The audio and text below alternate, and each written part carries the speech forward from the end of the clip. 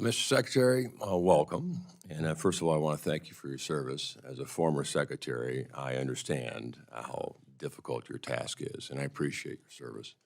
I also understand the responsibility you bear, being responsible for our transportation system and a secure supply chain.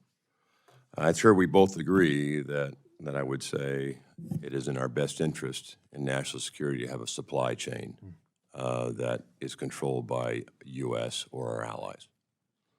And I also would ask you to agree that energy independence certainly would be a priority in our national security.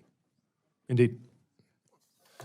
Given that, you also have a record of being an advocate for climate change. I don't think that's changed. Would you? Is that I wouldn't say I'm assessment? for climate change. I'm for fighting it, certainly, yes. So are you aware then that China is the largest emitter of CO2? Yes. And are you aware that China is responsible for 90% of the plastics? 90% of the plastics in the oceans come from 4 rivers in China. Are you aware of that? I didn't know that statistic, but I'm not surprised by it. Well, are you aware also that China is the largest violator of fishing regulations and laws? Yes. And, of course, you're also aware of critical minerals. Yes. Are you aware that China controls, either directly or indirectly, more than 62%, in many cases the preponderance or absolute control of critical minerals? A condition we are working hard to change in this administration. And I'm going to ask you further about that. But critical minerals, as you know, is also required for EV. Indeed. Seems to be that cobalt, lithium, in some cases germanium, is absolutely required for EV. And are you aware that to meet the demands today, that the U.S. would have to increase mining by 2,000% for 20 years to reach the demands today? Well, the chemistry of our batteries has not completely stabilized in a way that I think can be fully predicted for the next There decade, may be but innovation. there's no question that we're going to right now. Yeah, there's no question that we're going No- to need to no source question. more minerals, both domestically and from friendly countries. Well, and that's the catch, is that we all want cleaner, better, more efficient. But your stated goal and President Biden's stated goal and my stated goal, and certainly President Trump's was the same, is that we seek energy independence. We seek energy dominance so we're not held hostage by foreign entities. Indeed. So how do you get to be energy independent when the components of EV today are all controlled by China? And have you done an assessment of how much mining we would have to do and where the critical minerals are and what we'd have to do in order to meet the demands of a very aggressive program to convert? And have you done an assessment? Yes, thanks for the question. While some of the finer points related to extraction are probably better answered by my colleagues at the Department of the Interior, our Joint Office of Energy and Transportation, which is jointly run by both us and the Department And what does of the Energy, assessment say since you've completed it? Well, what that work is doing is identifying different points, not just in the raw material extraction itself, but also in the refining, where we see that if we were to— But have you identified where our sticking points is? Right, so a lot of the— how to get there in 10 years? Because it seems like on the supply chain, if China controls it today, and we're putting moratorium on mines in Minnesota that have the largest nickel deposit in critical minerals, and we're not moving forward on securing the supply chain, but we're moving forward on solar cells.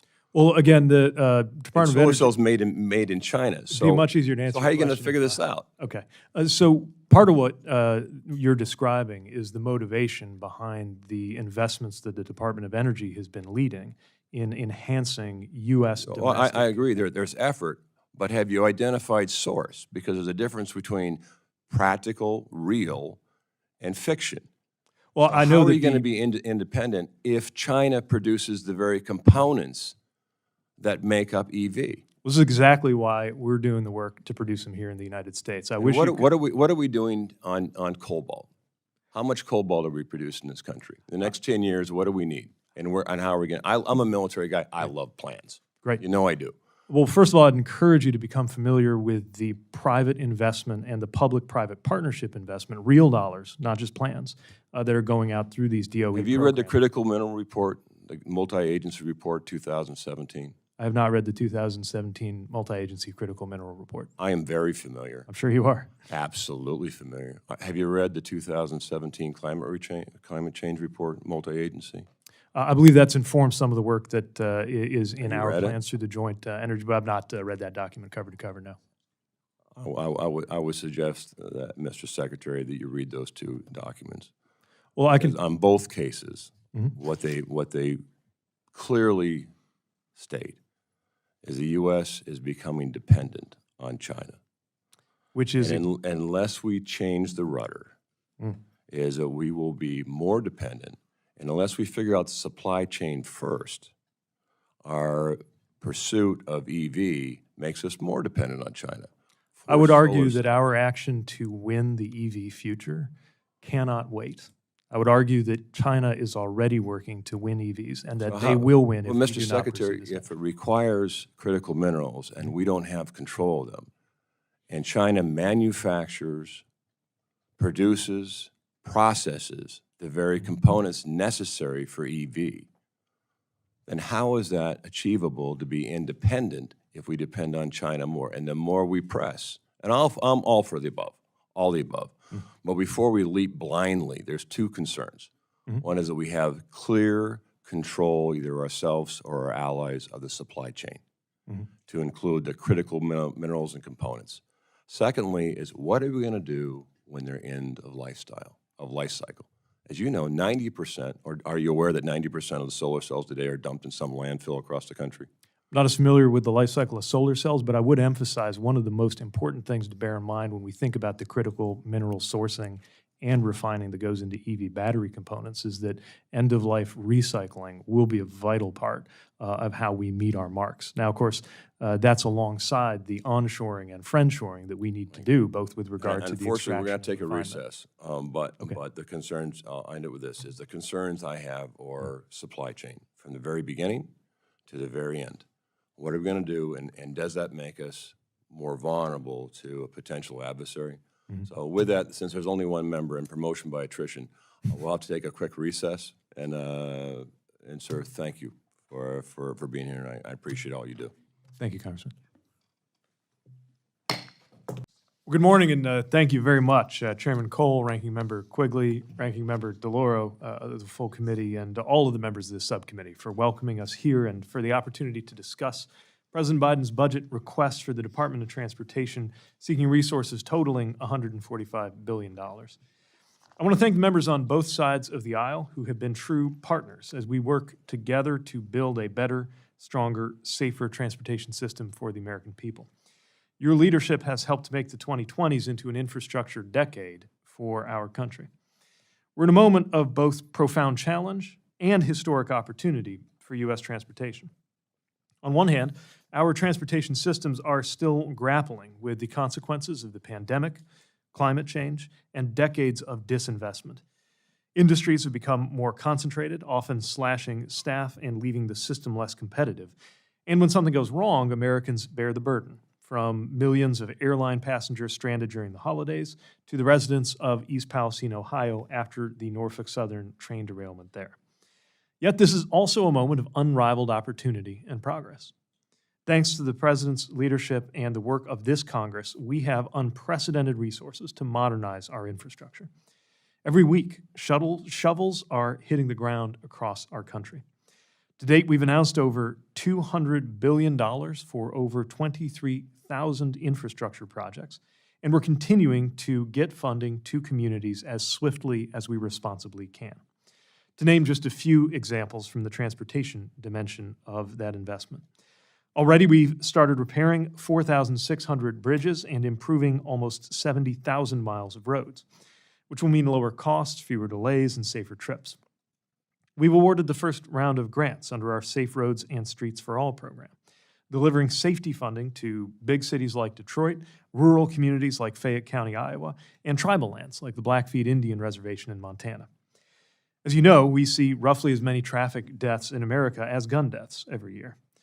That's why the President's budget includes $3.1 billion for the Highway Safety Improvement Program and advanced safety research initiatives.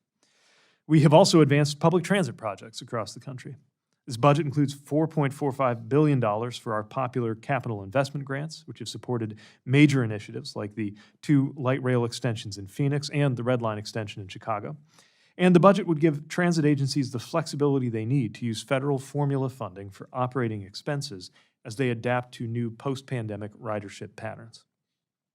We've strengthened ports around the country, from smaller ones like Helena, Arkansas, and Kaskaskia, Illinois, to major ones in Portsmouth, Virginia, and New York City. Our work on supply chains has helped to cut the number of ships idling at U.S. ports from over 100 down to the single digits. And the President's budget includes $230 million for the Port Infrastructure Development Program to continue this important work. For rail, we've made nearly $18 billion available to improve service and safety, to advance more than 70 major projects, and proposed a new rule that would require a minimum of 2 crew members per train. Derailments are down compared to decades past, but it is unacceptable that we still see roughly 3 per day in the United States. That's why the President's budget includes $273 million to support FRA safety personnel and expand our inspection capabilities. I've been heartened by the recent surge of bipartisan support for rail safety, and we are eager to work with anyone who is serious about this subject. That's why we strongly support the Railway Safety Act and hope that all of those leaders who have spoken out on this issue will join us in supporting that work. Aside from funding good projects, we're also using our regulatory authorities to protect the traveling public. In aviation, we're getting airlines to honor the tickets they sell and compensate passengers fairly when there are issues. The cancellation rate has stayed well below 2% so far this year, compared to over 5% in January 2022, but there's still much more work to do.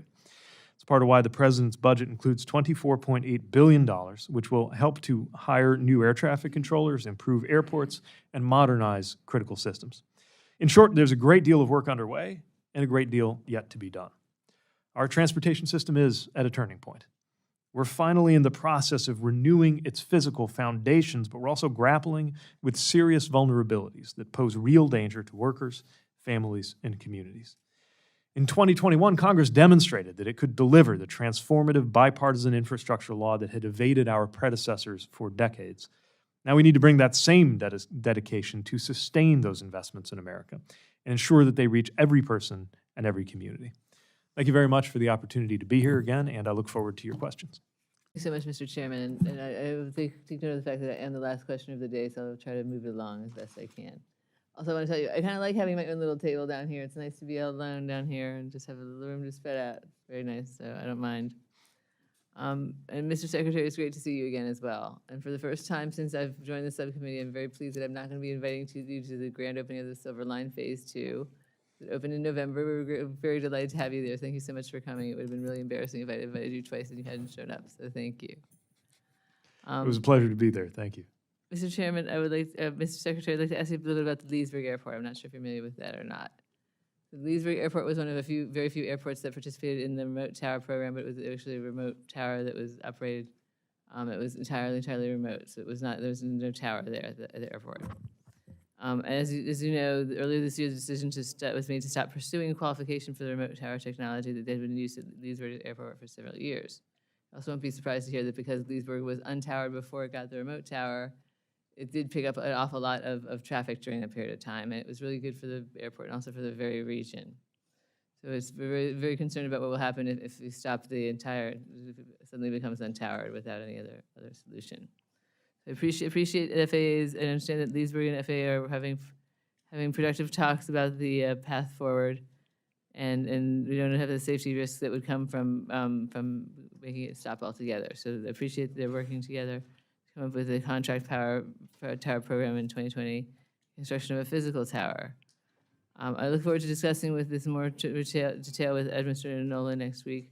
I want to know now, I want to ask you now, can we count on the commitment of the department to assure us of the continuity of air traffic control services beyond FY23 at Leesburg Executive Airport as it transitions from a remote tower to a more permanent solution?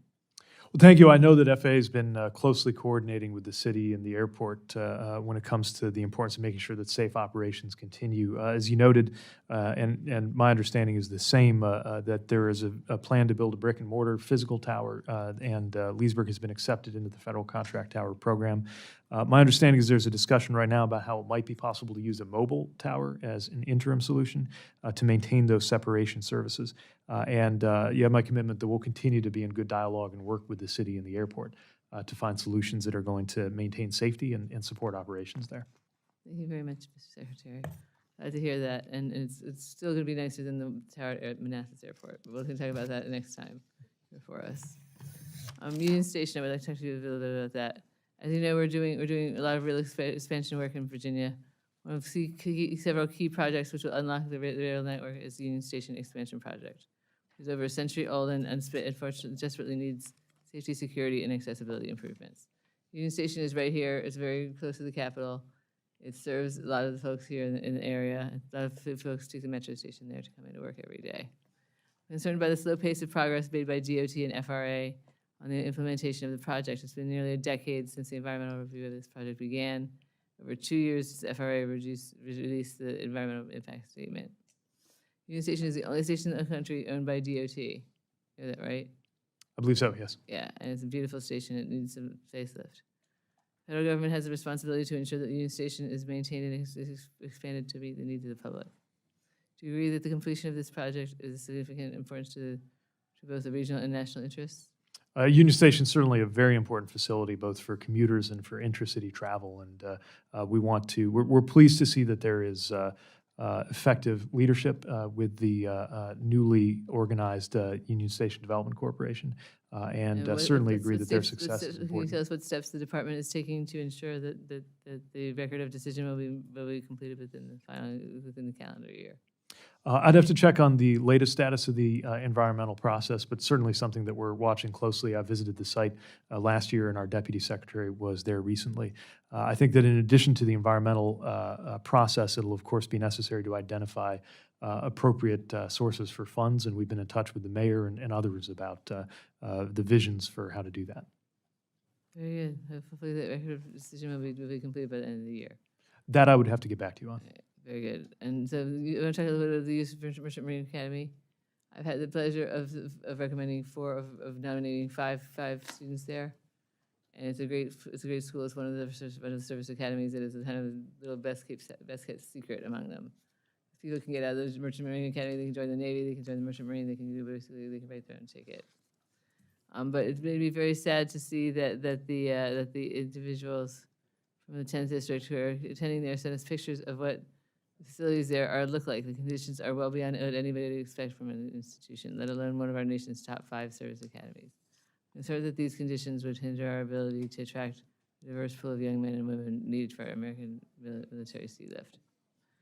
And it's terrible conditions there. I think, have you ever visited the Merchant Marine Academy? You had an opportunity to visit there? Yes, twice. And did you concur that it needs some love from TLC?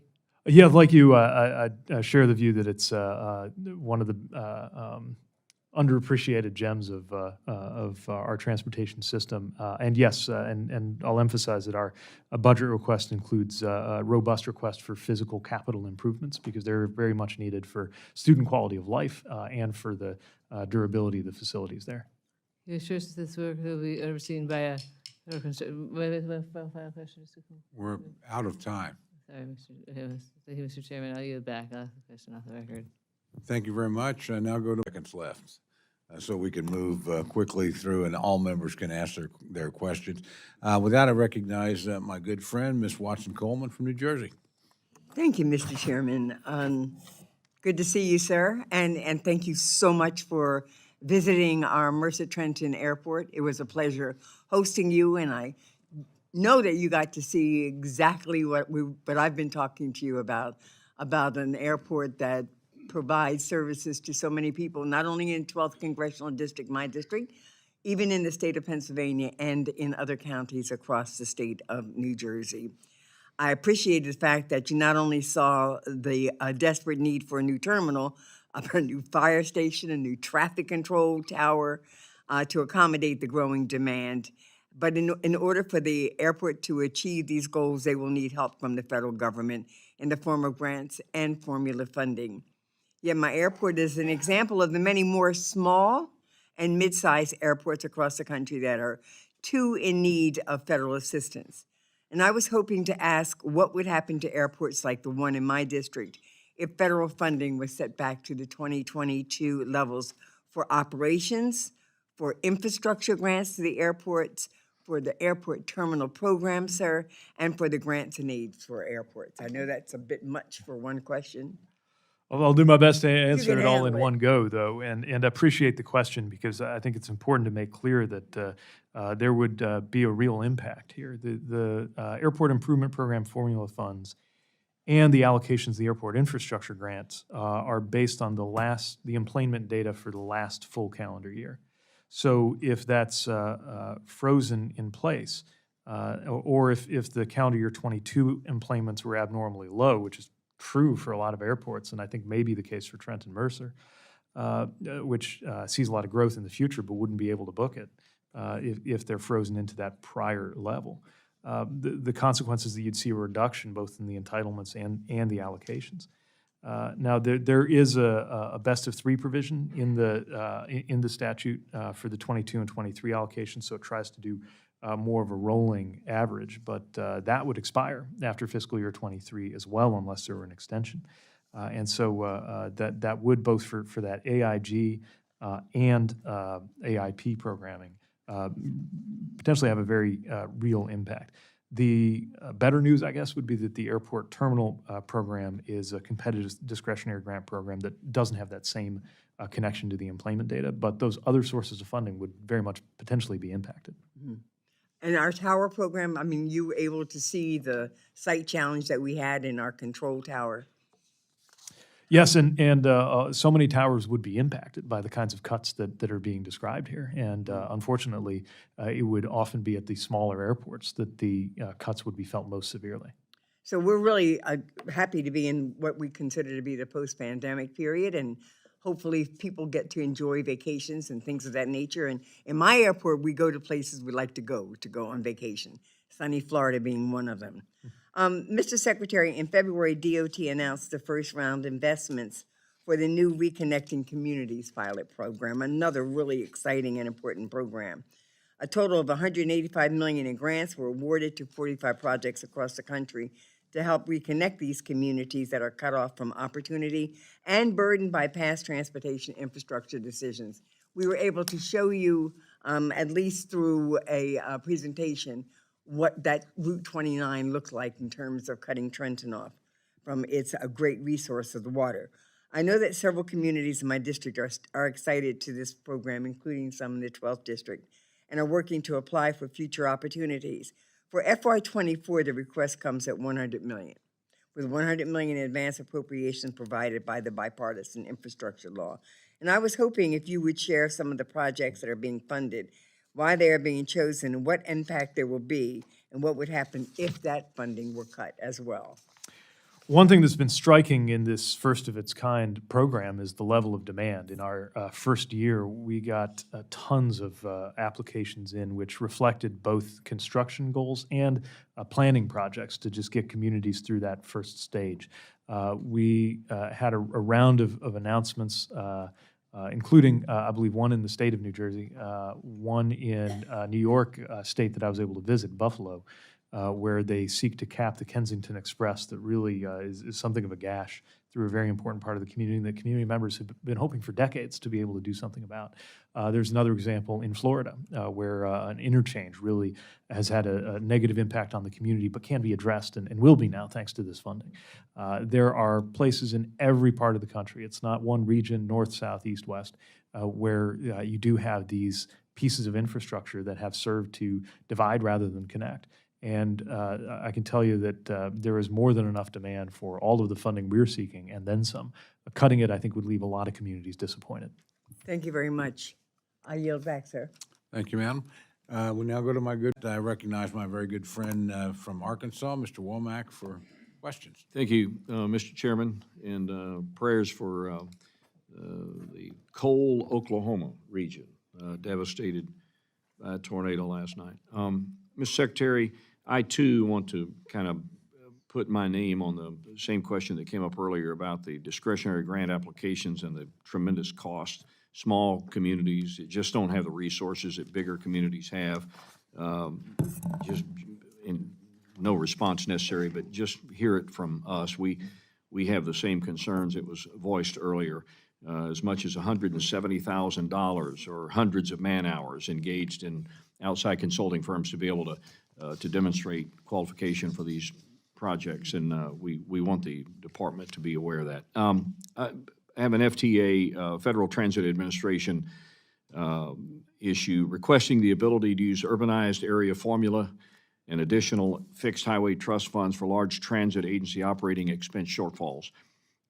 Essentially requesting the ability to use federal funds to cover ridership shortfalls. And we know that this happened during the pandemic, but now coming out of the pandemic, we need to get away from the pandemic mindset, as I call it. Even as the president acknowledges that the public health emergency is over, according to the American Public Transportation Association, subway and commuter rail ridership was 62% of pre-pandemic levels in Q4 of 2022. And I don't think anybody with a straight face can project that ridership is going to reach pre-pandemic levels. And don't take it from me, but in November of last year, heads of 15 of the largest transit agencies sent a letter to you acknowledging that ridership would not return to pre-pandemic levels. So this begs the question, will this temporary assistance become another federal entitlement? Congress didn't intend urbanized area formula funds to be used for operating expenses. It was not an oversight. It's recognition that a transit agency should rely on ridership to fund their operations, which I personally think is a reasonable requirement. Frankly, many of my constituents in Arkansas think that way too much money goes to the big city transit agencies, and this proposal would only increase that amount. So, Mr. Secretary, if Congress granted you this authority, how would you ensure that this is a temporary program? We do want to make sure that cities and states recognize that we still expect them to make appropriate investments in transit. We also know that transit yields major economic benefits. For every dollar invested in transit, there's about $5 of economic growth that come with it. And many transit agencies have continued to face fiscal issues, which we think are acute and we believe are not permanent, but are not resolving just in a year or two as post-COVID commuting patterns continue to evolve in the country. The main thing I'd emphasize here is that this is a form of flexibility, not a requirement from us. So we're trying to make sure that the transit agencies have what they need to head off any kind of fiscal cliff that could leave commuters high and dry, and at the same time are not viewing this as anything short of a measure to help bridge through that period. And of course, with this or anything else we do, are going to make sure we're staying within the lines of the law as written. Okay. Last question is about the contract tower program. I have 4 airports in my district that use this very successful public-private partnership, and I believe it enhances aviation safety. I think it's well documented. It's effective. It's cost-effective. Contract towers handle about 29% of all U.S. tower operations, but about 10% of the overall budget. So I think it's a pretty good bang for the buck. I'm concerned about how the changes proposed in the FAA's recent market survey announcement for the contract tower program will affect aviation safety and program costs. I'm worried that we're introducing unnecessary risk into this successful program at a time when we're seeing historic air traffic control staffing shortages. So, Mr. Secretary, can you, in the remaining time, 40 seconds we have, can you help me understand how you will evaluate the risk of fundamentally changing the contract tower program versus any projected cost savings? Well, to be clear, we are calling for a budget request that will fully fund all towers participating in the program, $194 million, in addition to putting to use the $20 million provided for airport-owned federal contract towers to be able to make improvements or changes that need to happen there. These are subject to benefit cost calculations. But we also recognize the unique situations and distortions that have occurred across the aviation sector in recent years. And anything that we seek to do moving forward will be in the spirit of refining and improving the program, but in a way that we want to make sure works for the airports and the communities concerned.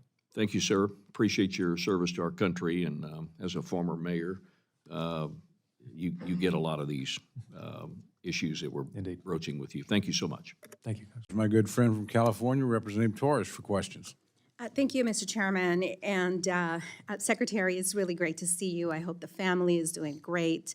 On behalf of my constituents, I want to thank you and your staff for all of the assistance that you have provided, that they have provided to the Inland Empire, the district that I represent, in the short time that you have been the Secretary of Transportation. Thank you for the RACE grant.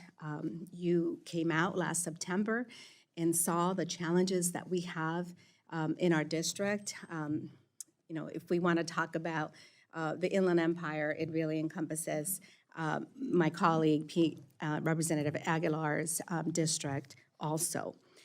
I represent the bulk of the freight corridor.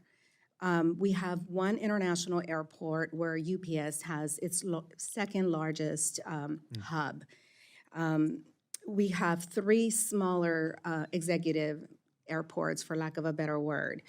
And we have three major freeways where trucks, you know, compete and dominate on most days. We really need your help. And I know that you have given so much, and your staff has given so much, but I would like to ask of you here to help us figure out, maybe there's a pilot program out there that we can work through where we can get technical assistance to deal with some of the issues related to the freight corridor that I represent. While the Port of LA and Long Beach are extremely important, and I would like to just remind you that 40% of all containerized imports come through the Port of LA and Long Beach, and 30% of all exports go through those two same ports. Pretty much all of that comes through my district first, by either rail. I mean, the Alameda Corridor splits my district in half, which causes other problems because we have no over or underpasses. I can't say no, very few overpasses to deal with emergency vehicles that need to get from one side to the other to help people in need. So we have experienced the worst air pollution. We continue to experience that even through the COVID period, where our commuters were grounded, working from home. We still had the worst air pollution in California was centered in my district. We had 177 ozone days.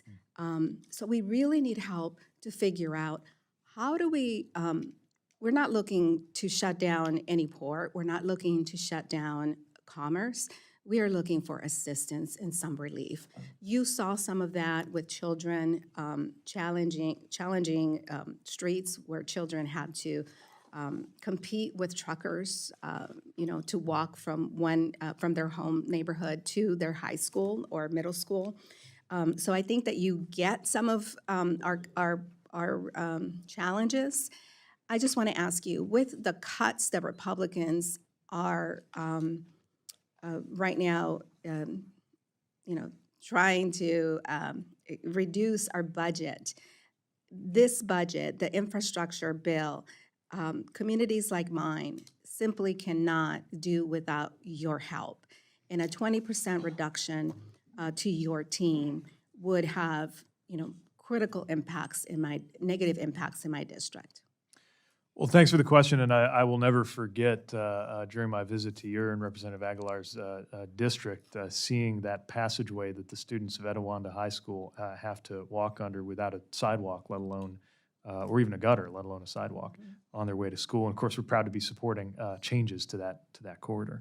The broader issue you're speaking about is one that implicates both economic security, because we need those supply chains to be strong, and justice, because the people who live along those supply chains shouldn't have negative health consequences just because so many goods pass through their neighborhoods in their area. This is a good example, I think, of what it means when we talk about how we use taxpayer dollars to make our country better off.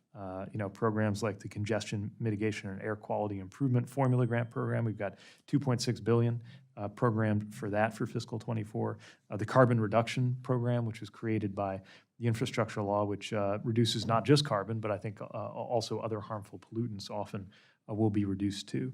And strongly believe that we need to be doing more, not less right now, especially because one of the challenges of our time is to accommodate and encourage a higher volume of throughput in terms of our goods, Yes. without that leading to a higher volume of burden and pollution that would come with it.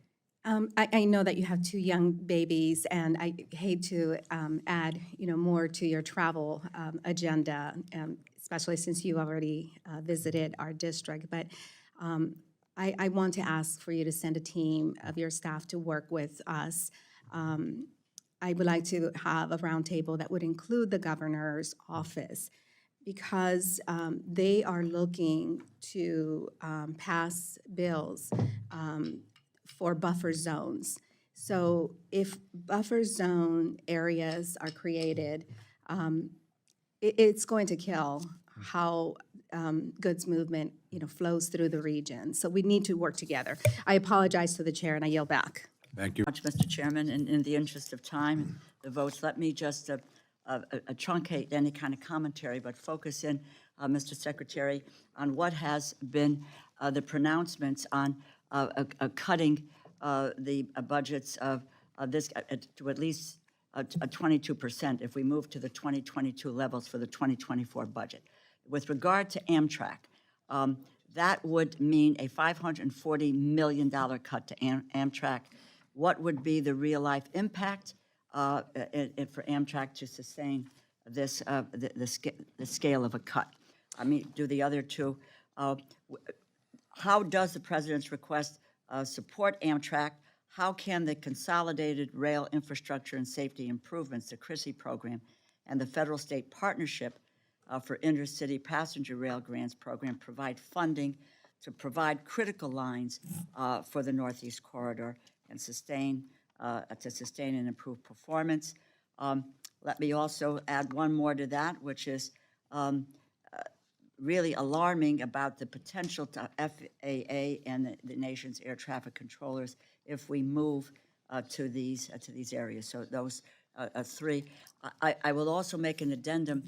Heritage Foundation, which a number of my colleagues support, a very prestigious think tank, has talked about eliminating the rebuilding of American infrastructure with sustainability and equity, the RAISE program, federal-state partnership and intercity rail grants, capital investment grants, and phasing out the grants to the National Rail Passenger Service Corporation. So these cuts the potential of these cuts is real. It's not just speculation. So if you could just answer the questions. Well, eliminating a program like RAISE would mean that hundreds of communities would miss out on the opportunity to make improvements that are benefiting everything from supply chains to physical safety of travelers. And I could point to every part of the country where those projects are underway. We get dramatically more, even at the robust funding levels we have, we get dramatically more demand than we can meet. And so we know that communities have a need. It would be a terrible loss, I think, to not have the opportunity to help meet that need. With regard to Amtrak, the budget requests $3.1 billion, and that's to fund base operating capital and debt service requirements. This would be in addition to the advance appropriations. Without them, I have to think that would have an impact both in terms of delaying Amtrak's progress in dealing with their maintenance backlog and issues that folks, whether they are traveling intercity or whether Amtrak is part of their daily commute, as it famously was for the president for many years, would see that, feel that, and face the cost and the burden of that.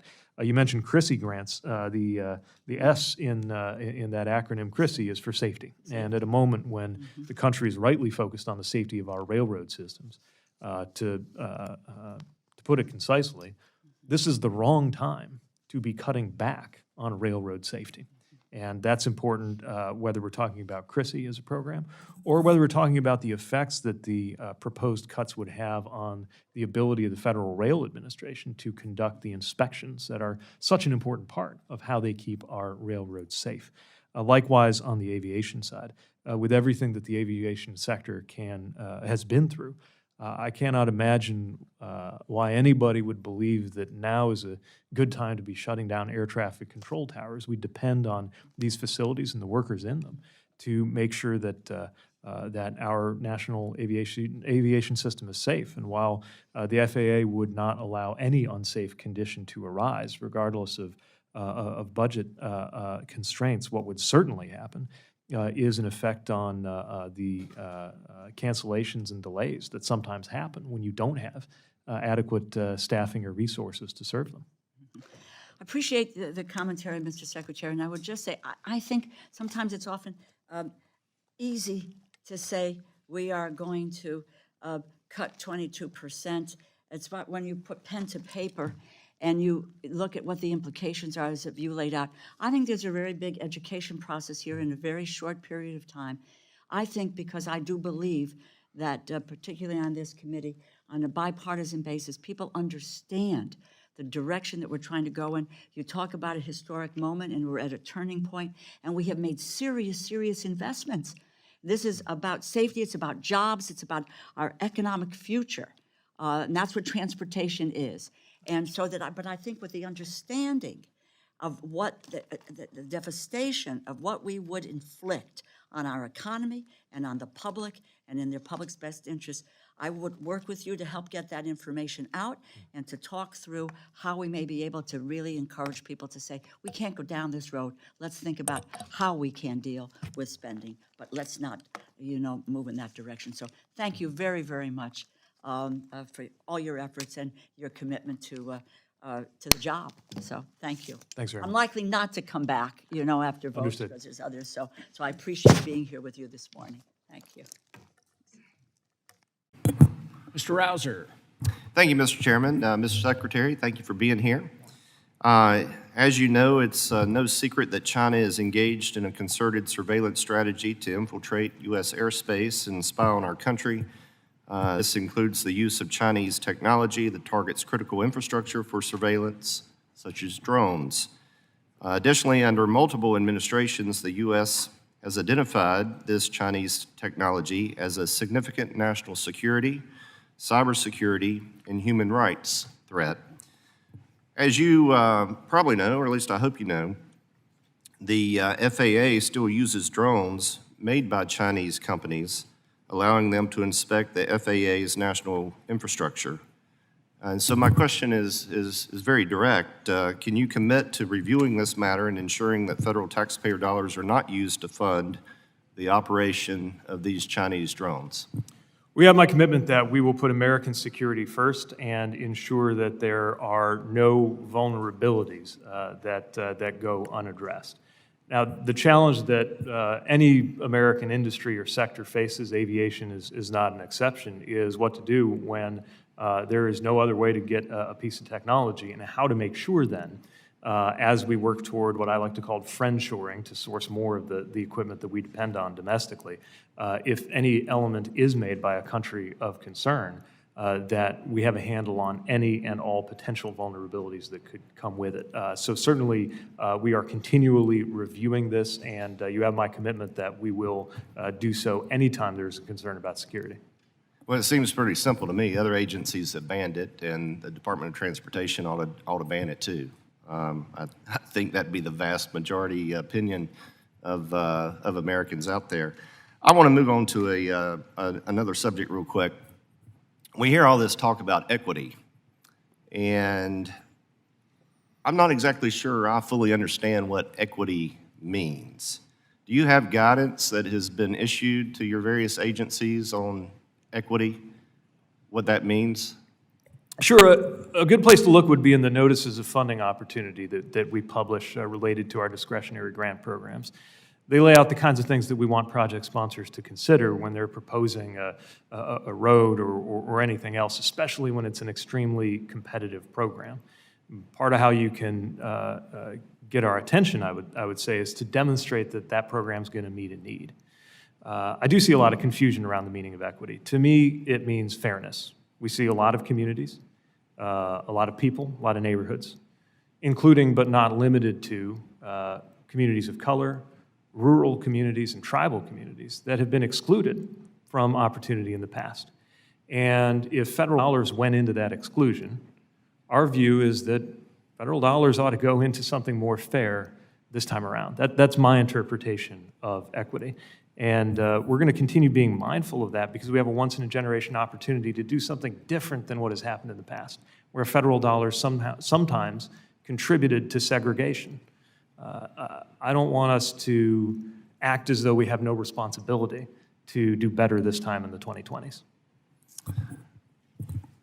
That all sounds pretty subjective to me. The term equity is pretty much a subjective term, if you ask me, which is why I was wondering if it was specifically defined. Disadvantaged communities, that seems to be somewhat of a subjective, area as well. So I guess the fundamental question, and we all want to help those that need help, but we have scarce dollars, and the one concern I have is with all this focus on equity, how are we ensuring that Americans' taxpayer dollars are going to the most important projects that support everyone, that support all of society, including, obviously, disadvantaged communities, no matter how that may be defined. I think that's a real public policy question that needs to have more of a definitive answer. I think anytime our values meet our criteria, we have to be as transparent and objective as we can without pretending that everything can be reduced to a mathematical formula. And so we've sought to include as many objective criteria as we can make clear. And sometimes, of course, those are provided by Congress or in frameworks like those that call for us to identify what are defined as areas of persistent poverty, just to take one example. But I think also as we're applying American values to our overall work, there is an element that can't simply be computed in a formula, and I think that's why we have human beings rather than computers making some of these decisions. Thank you, Mr. Secretary. Mr. Chairman, my time's expired. I yield back. Thank you. I recognize Mr. D'Esposito. Thank you, Mr. Chairman. Secretary, thank you for being here this morning, this afternoon. Staffing shortages are disproportionately affecting New York City area airports. In fact, the New York TRACON, located right in the center of my district, is the key facility that directs planes in and out of the New York City area. It is staffed at 54% of the 2014 levels. This past Friday, the FAA announced that they will extend cuts to minimum flight service requirements at New York City area airports through October of 2024. Do you consider safety and maintaining normal operation as your foremost job as Transportation Secretary? Yes, in that order. First, safety, and then a close second, operational, smooth operations. Thank you. Smooth sometimes. What is your plan for hiring and training enough air traffic controllers to meet current and future demand? We recognize there is a clear gap that didn't build up overnight but needs to be addressed quickly between how many controllers we have available and how many we think we should have. Matter of fact, we have trued up our estimates of the size of that gap and place it at over 3,000. Now, the good news is we have 2,600 air traffic controllers in the pipeline right now. This year, we set and met our goal of hiring 1,500. Our budget request for the coming fiscal year would allow us to hire another 1,800. But of course, there's attrition that is draining the bucket, so to speak, just as we're filling it. We're finally getting ahead. But a shutdown would stop us in our tracks because it would shut down air traffic control training. It's one of many reasons we think it's so important to keep things up and running. I agree with you. We should keep it up and running. You said you have 2,600 air traffic controllers in the pipeline. Correct. What does the pipeline actually mean? So what that means is a training process that begins at the academy in Oklahoma City, but it doesn't end there. Becoming qualified to work at an air traffic control facility, especially one as complex and important as N90, requires additional certification in that specific airspace with a lot of on-the-job training. And my understanding of the consequences of a shutdown is that on-the-job training would stop too. So people would be pulled, if they're not in a fully qualified status, they'd be pulled out of the towers, out of the TRACONs, unable to build that experience. So you mentioned attrition. How many air traffic controllers did you lose in 2022? I'll have to pull that number. What I'll tell you is we're finally getting to where we're adding more than we're losing, but not by much. But out of that 2,600 number, that doesn't mean that all 2,600 of those individuals will become air traffic controllers. It's like the New York City Police Department. You get in, you may not get out. That's right. Okay. Have there been any discussions about temporarily reassigning fully certified controllers from the other less impactful facilities to provide relief at New York TRACON? I'd have to check on specifically with regard to the TRACON. What I can tell you is that we use reserve mechanisms or other approaches to the extent that it's possible under work rules to try to alleviate that. And let me also just make clear that the staffing level at the N90 TRACON is, in my view, unacceptable. We'll never allow anything to not be safe, but in terms of just the pressure that that's putting on the people who are there and on smooth operations, there clearly needs to be a swift path toward a higher I agree. ratio of It's staffing. one of the reasons that during the FAA reauthorization, I fought so strongly to make sure that those individuals weren't leaving the TRACON facility and reassigned to Pittsburgh as the plans were in place.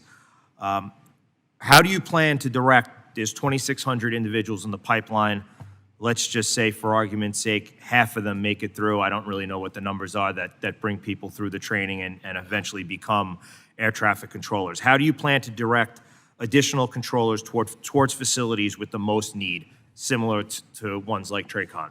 Well, that's why that training process is so important. Not just the foundational training you get at the academy, but the training that qualifies and prepares you to work in the most complex, challenging, and dynamic parts of the national airspace. And it's one of many, many reasons why we view it as so important to get FAA reauthorization done and to get an administrator confirmed so that he can lead that process of bringing those new controllers on So board. now, we touched upon hiring, we touched around reassigning. What other actions is the FAA taking to maximize operational capacity at New York TRACON? You just mentioned, I think the term you used was unacceptable as to the staffing there. So what actions, besides the hiring and the reassigning, what other actions can be taken to maximize operational capacity at New York TRACON? Well, you mentioned the waiver, which is something that has been a priority for the airlines operating in that area, and we think is reasonable in order to make sure that there is less likelihood that volume will lead to delays. We're also always assessing how technology can be part of the solution. As has been mentioned earlier in this hearing, there are a number of technologies that are outdated that need modernization that can make everybody involved in the aviation process, including controllers, more productive and more effective. They're doing a great job, but we need to make sure we back them up with the best technology and with adequate overall staffing levels. We think our plan will do just that, but it's got to get funded, and we've got to avoid any unnecessary politically driven disruptions like a shutdown. Thank you, Mr. Secretary. Now, the gentleman from California, Representative Lamalfa. Thank you, Mr. Chairman, and Mr. Secretary, welcome to our committee lair. Glad to have you here today. So we've covered a lot of interesting topics so far. High-speed rail in California, that's always a fun one for me since I've watched that evolve for a long time as a Californian, and still the fact remains that the price of the thing has quadrupled from what the taxpayers originally sold when they approved about $10 billion worth of bonds, and the ARA Act in about 2009 supplemented with about $3.5 billion more when all the other states threw theirs back in the pot and California got it all. We've only been able to supplement that with some CO2 auctions at the state level. So we're going to be probably 70, 80, 90 billion dollars short to complete that project. So however much begging they come with hat in hand to this Congress here, to DC, that's what they're going to be ultimately asking for, because it'll never pay for itself. So it's time to move on to something else.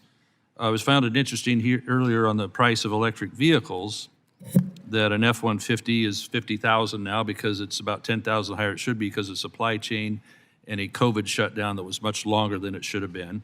So you can see an F-150 at 50 grand, but you can see the Lightning version up to all electric is about 70 to 80 grand. You can look that right up. So EV vehicles are going to be much costlier than the same equivalent, same size of a internal combustion vehicle. So that's a reality that consumers are going to face as they get pushed out of having the choices. Is what Mr. Perry was saying. Ford is losing their rear end on these things right now, and that's going to have to affect the price of everything else as well as the jobs. So the thing that it comes down to is that we're going to have to make them here, we're going to let China make them. Well, even China making them is something that people aren't asking for unless they have a free choice. So what I want to get at, Mr. Secretary, first, why are we doing all this? Is it high-speed rail? is because we're chasing a few tons of CO2? All these electric vehicles, is it because we're chasing CO2? Is that really the whole deal? Here's the way I look at it. The EV revolution is happening with or without us. Exercising their free choice, Americans have tripled the proportion of cars that they are purchasing electric already, and we're still at the very outset of this revolution. You add to the fact that the cost of producing the cars will come down, and that if you've ever driven one, you probably know that it has superior performance, lower maintenance costs, lower cost of fueling it. Not in my rural and district, fewer sir, moving because I have parts. to drive many, many miles, and I can't, people don't want to come to my district so much because they can't count on being able to charge their vehicle if they want to go way up to Modoc County or something. So Yeah, for sure. If you're driving more than a couple hundred miles a day, then you really depend on that charging infrastructure, some of which isn't there. On the other hand, the vast majority of Americans will do what Chasten and I do, which is we got a hybrid plug-in minivan. We just charge it in the garage, and it does what we need for most purposes. But anyway, the point is to get to that very important question you asked: why, if EVs are coming anyway, why have a policy intervention? No, they're Why being spend forced. taxpayer money? They're The answer being is forced. this. They're being forced by No, government. nobody's being forced. CEOs of these corporations don't have a spine. They're all falling in line. I don't know if you sat down with these CEOs, but I would say they're pretty tough and smart No, they're business. scared of Washington, D.C. You know, years ago when the mandate was to have 54.5 mile per gallon average, oh, we can do that by the year 22 or whatever. No way in hell they can hit that before all this electric stuff started happening. It was 25, I think.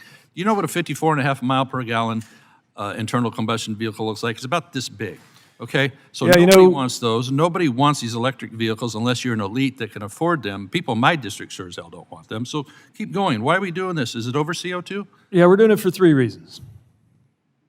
Even though the EV revolution is going to happen anyway. I Oh, think it's a that's like- revolution caused I by would love to be able to answer your question, Congressman. Yeah, okay. Even though we think that transition is happening in the automotive sector no matter what, there are 3 things that we think are not guaranteed. Will it happen quickly enough to materially help with climate change? Will it happen on equitable terms that are available to people who aren't wealthy and Okay, might I'm not be running able? short on and time, three- so let's- if I could just please finish my answer. Let's drill If I on could the climate just change. finish Let's- to I'll the just really- third. let's Will it be drill on made the on climate. American It's soil about or not? CO2, isn't it? How's What that? What percent of the atmosphere is CO2 that we're chasing here? I'm sorry?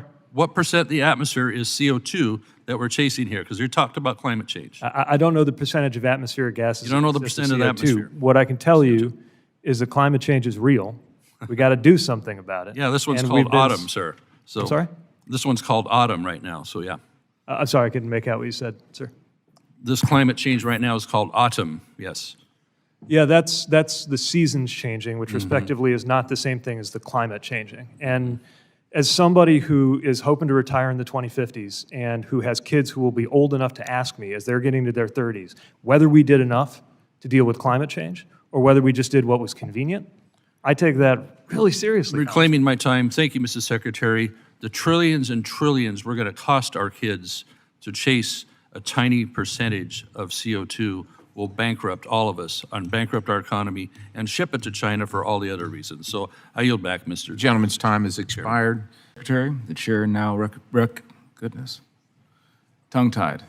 The chair now recognizes Mr. Yankum. Thank you, Mr. Chairman. Mr. Secretary, it's good to see you. Likewise. As you know, the Infrastructure and Jobs Act, or IJA, expanded discretionary grant funding by 500%. But as you and I discussed on a recent phone call, on a per capita basis, Indiana ranks dead last in being able to secure IJA discretionary grants. And when I say dead last, I mean we're behind all of the U.S. territories as well. That's tens or even hundreds of millions of dollars in foregone projects to improve Hoosier communities like your former stomping ground of South Bend and across the entire state. Can you assure me that you'll work toward a more equitable distribution of IJA discretionary grants? Well, thank you. Yes, we want to make sure that every state, including Indiana, where in your district, where I spent the majority of my life, get a fair shake in these processes and welcome opportunities to work with project sponsors who came close but didn't quite make the cut on how to refine their applications for future rounds. Thank you, Mr. Secretary.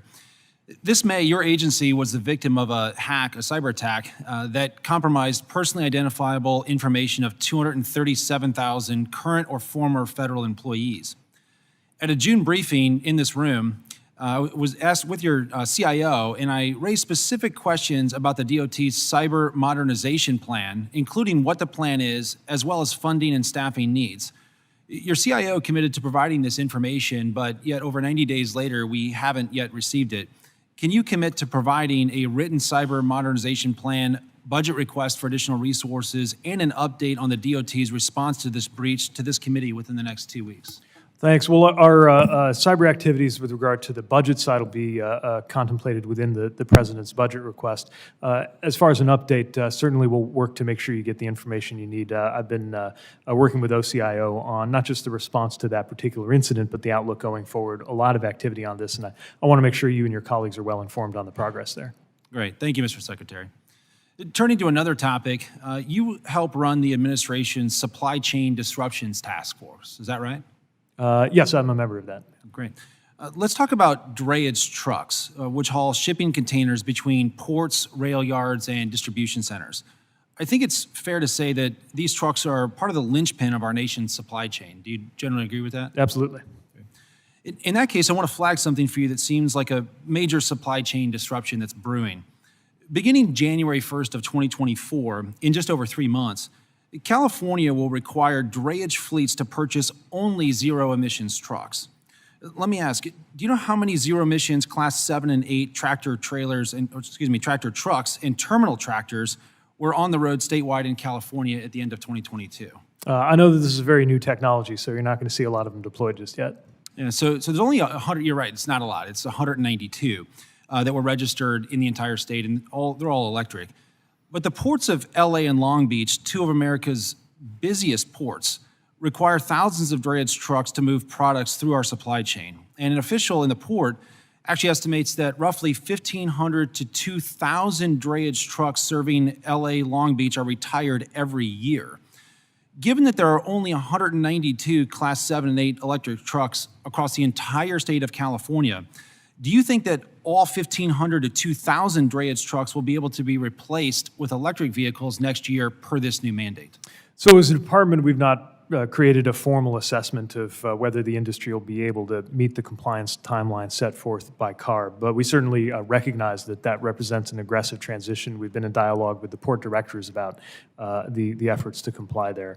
I do think there's great opportunity for the EV use case in the drayage context because you often have a predictable, defined, and relatively short runs. But that doesn't mean all of that technology is immediately available, and certainly something that we're monitoring, though we don't have direct authority to tell the state what to do in that regard. So while the federal government may not have direct authority to tell the state what to do, this California mandate to move to zero-emissions vehicles with drayage trucks is a mandate that was enabled by a waiver from the Biden administration. Do you support that waiver? Well, certainly we stand by any regulatory action we've taken in this regard. And if we allow them to continue down that path, but the trucks simply aren't available, how does that help enable the supply chains that my constituents depend on? Well, again, I don't have a formal assessment of how the compliance path is going. I know that it's going to require aggressive action. I also know it's going to lead to fewer cases of asthma in and around those port communities, in addition to the other benefits that are going to come from that reduction in pollution. So, certainly there's an important policy goal at stake here. We'll do everything we can to support it being compatible with another important policy goal, which is smooth and effective supply chains in the U.S. Right. Thank you. And Mr. Chairman, I yield back.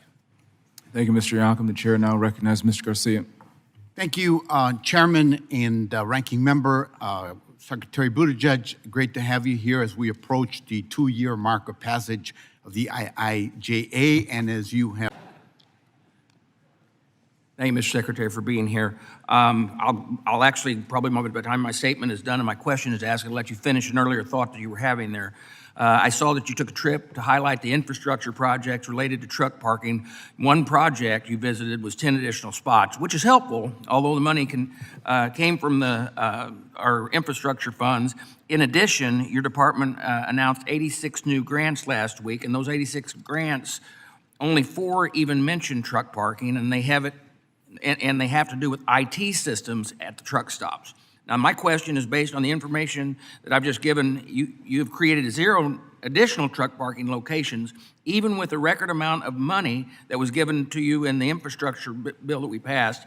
You haven't done anything substantial to expand new truck parking locations, so the problem still exists. What do you plan to do about fixing the problem instead of ever just continuing to talk about it?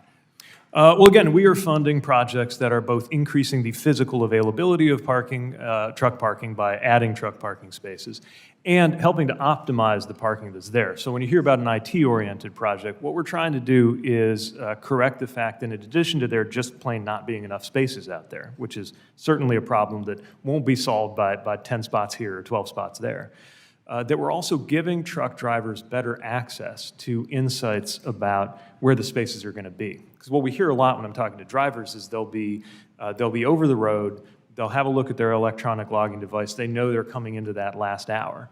And now they're faced with the choice of either giving up income and not going as far as they feel they ought to, or even as far as their employer expects them to, because they know there might be a space, or pressing forward, taking a bit of a gamble on whether there's going to be a space nearer to where they'll be when they time out.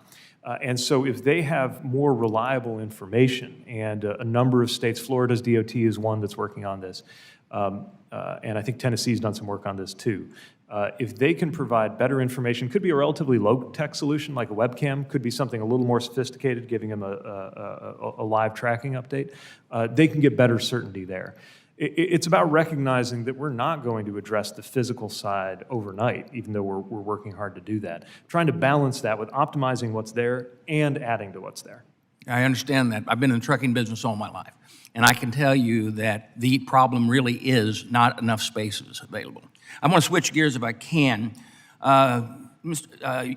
Secretary, you were made aware in November 2021 by MARAD that issued a decision that they would allow foreign companies to enter into our long-term charter agreement with the domestic vessels for the purpose of operating commercial inland river cruises. MARAD reaffirmed the decision in March of 2022 under the premise that the domestic companies would continue to own and operate the vessels under the charter. That vessel is operating on the Mississippi River today. Unfortunately, in reaching this decision, MARAD inappropriately chose to apply existing time charter rules for fishing vessels operating in foreign waters to the inland passage service fleet. This misguided decision ignores the foreign company actually controls the vessel. From selling tickets through the website to seeing the ports of call, all while the profits are sent overseas.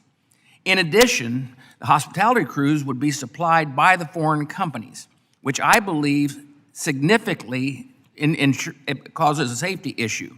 This action raises some significant concerns with the Jones Act community and has a real possibility of extending well beyond passenger cruises to all inland operations that utilize long-term charters.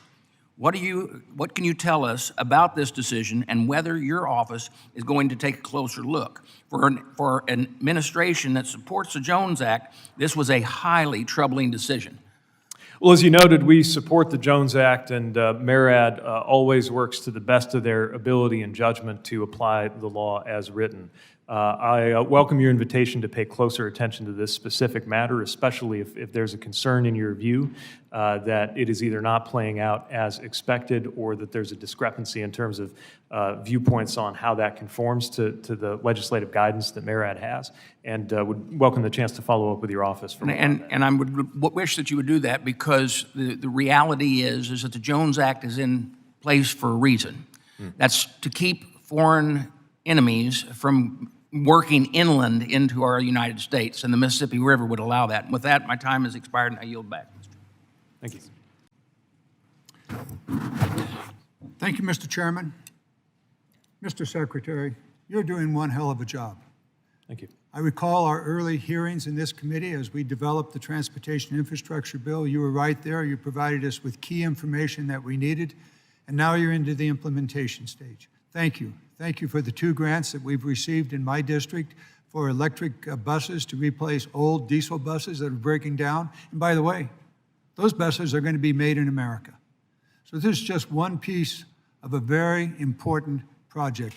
You are in a position to provide this nation with a significant and extraordinarily improved infrastructure. You got a big challenge out ahead. You're hearing from my colleagues over there on the right side, basically whining about this or that. Not one of them voted for the bill. So they want the dough without the vote, which is not uncommon around here. But the reality is we're making progress. All of us have things that we would like to see done faster, better, and I have my list too. I could probably go through them here, and I probably should, but I'm going to simply put it this way. You're doing one great piece of work. There's more to be done. We're going to press you on those things. The TIFIA for airports, yeah, we don't like the way you've written the rules. Talk to your general counsel and tell them, wait, listen to what we actually put into the law, not what they think it ought to have been. So, yep, if you'll pay attention to that one, thank you. I know you're going to have a challenge out ahead, providing the rest of the money that is out there. I was looking at that chart that was mentioned earlier. Obligations, money actually flowing. We need to understand in depth how that works. I want to give you a chance to go back over that again, and if you would, please do so now. Thank you. So one thing that we're working to do is make sure that every stage between the moment we identify that a project has successfully been chosen for funding and the moment we get to cut the ribbon, even if it's a future secretary who gets to do the honors, that we And there'll be a Republican there also. But they're more than welcome. It's important. That we compress anything that can be responsibly compressed without sacrificing fidelity to the checks and balances that are very important about the use of federal taxpayer dollars that are in there.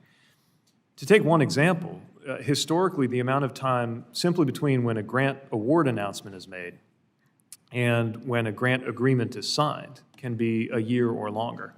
Now, that's not because people at USDOT are just sitting around. Often that's a result of the back and forth, making sure that all federal requirements are met.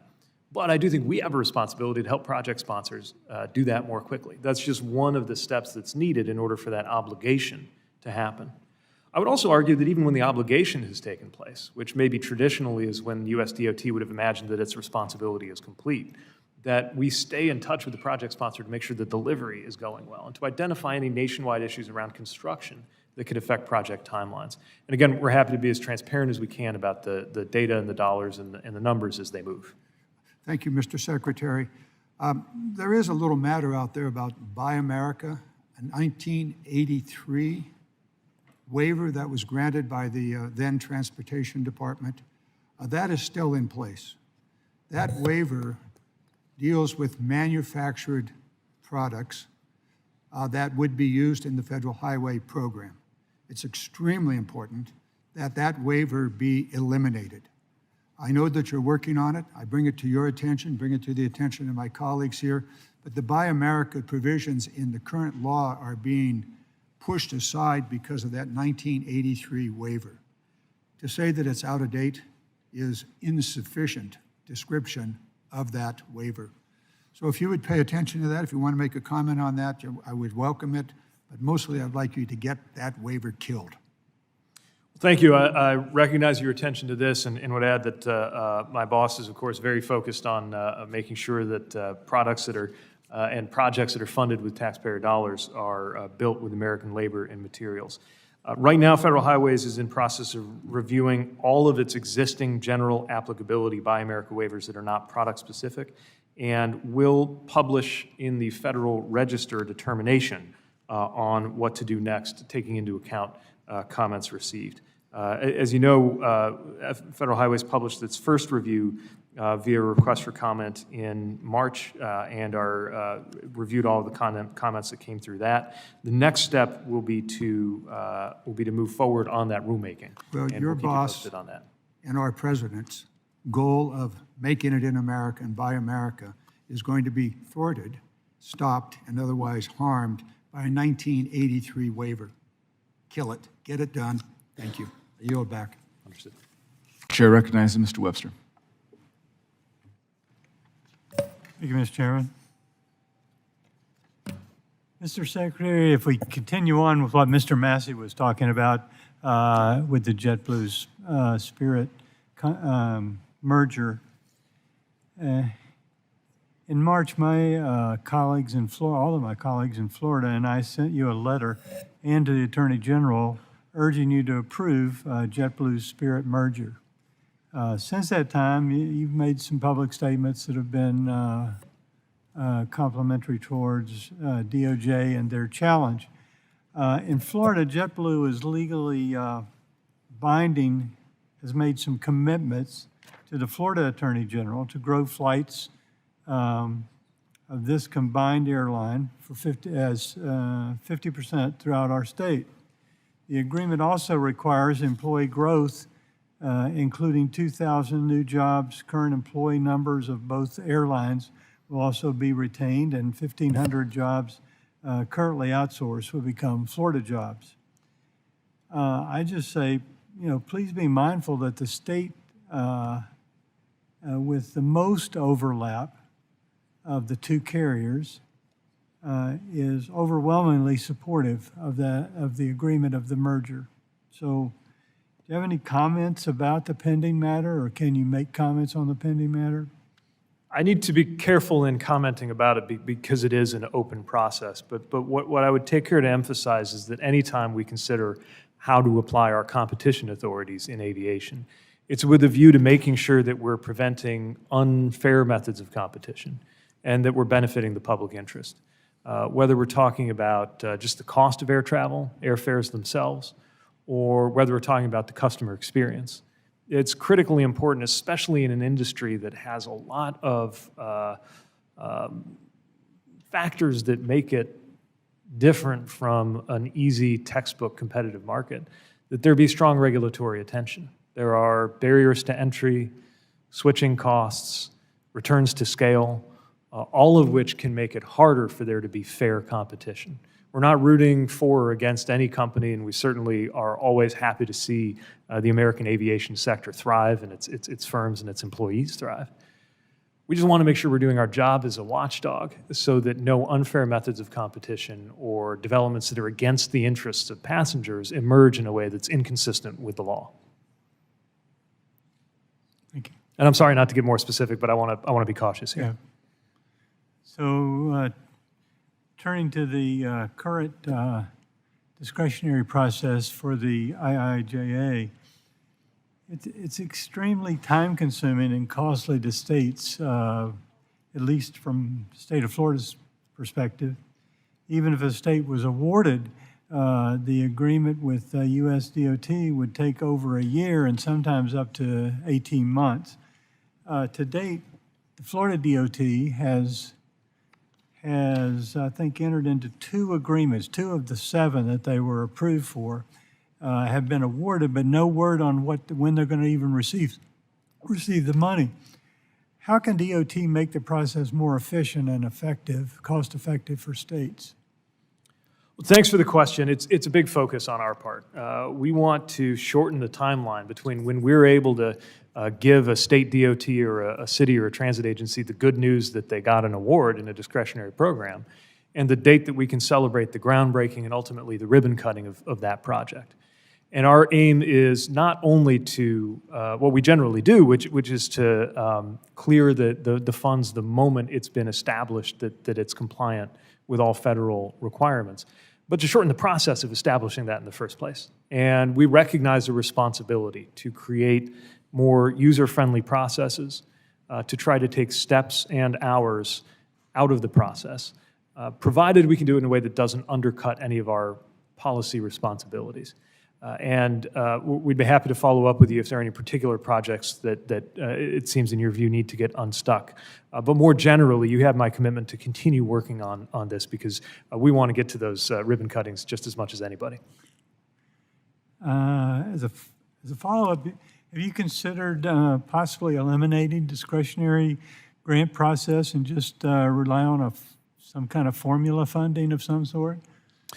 We think there's a good reason why Congress has created 2 different tracks, the formula funds that go out by mathematical rubric to the states, and discretionary funds that allow us to weigh considerations that project applicants can bring forward that maybe don't show up in the math. Now, don't get me wrong, we still have a very methodical approach driven by staff and connected to objective criteria to do that. But at the end of the day, many of these programs are oversubscribed by as much as 10 to 1. And in the difficult work of identifying the winners, we really want to make sure that we're doing right by the qualitative as well as quantitative. Thank you, Mr. merits of those Secretary. The proposals. gentleman's time has expired. The chair now recognizes Mr. Stanton. Thank you very much, Chairman. Mr. Secretary, thank you, and thank you for your leadership in making sure the historic investments under the bipartisan infrastructure law reach communities across. Excuse me. Mr. Secretary, welcome. Just a couple questions. I'm trying to get to some points here. As mayor of South Bend, did you have operational oversight over the airport? No, that was a county body. County project. And as your tenured mayor, were there major highway projects either initiated or completed during your tenure there? Yeah, probably the biggest was the effort that we did with the highway pair that goes through the heart of our city. It was It's Michigan I-90? Street and Main Street. Say again? Is that I-90? No, it was originally US 31. We got a relinquishment from the state to get it done. Proud to say we got an award from the US DOT What was the on that approximate work. budget of that? Do you recall? Just The approximate. particular project that we're doing on the streetscape, that's about a $25 million project. Streetscape, okay, 25 million, thank you. You know, I understand that in South Bend that you wanted to construct a new train station downtown. How did that go?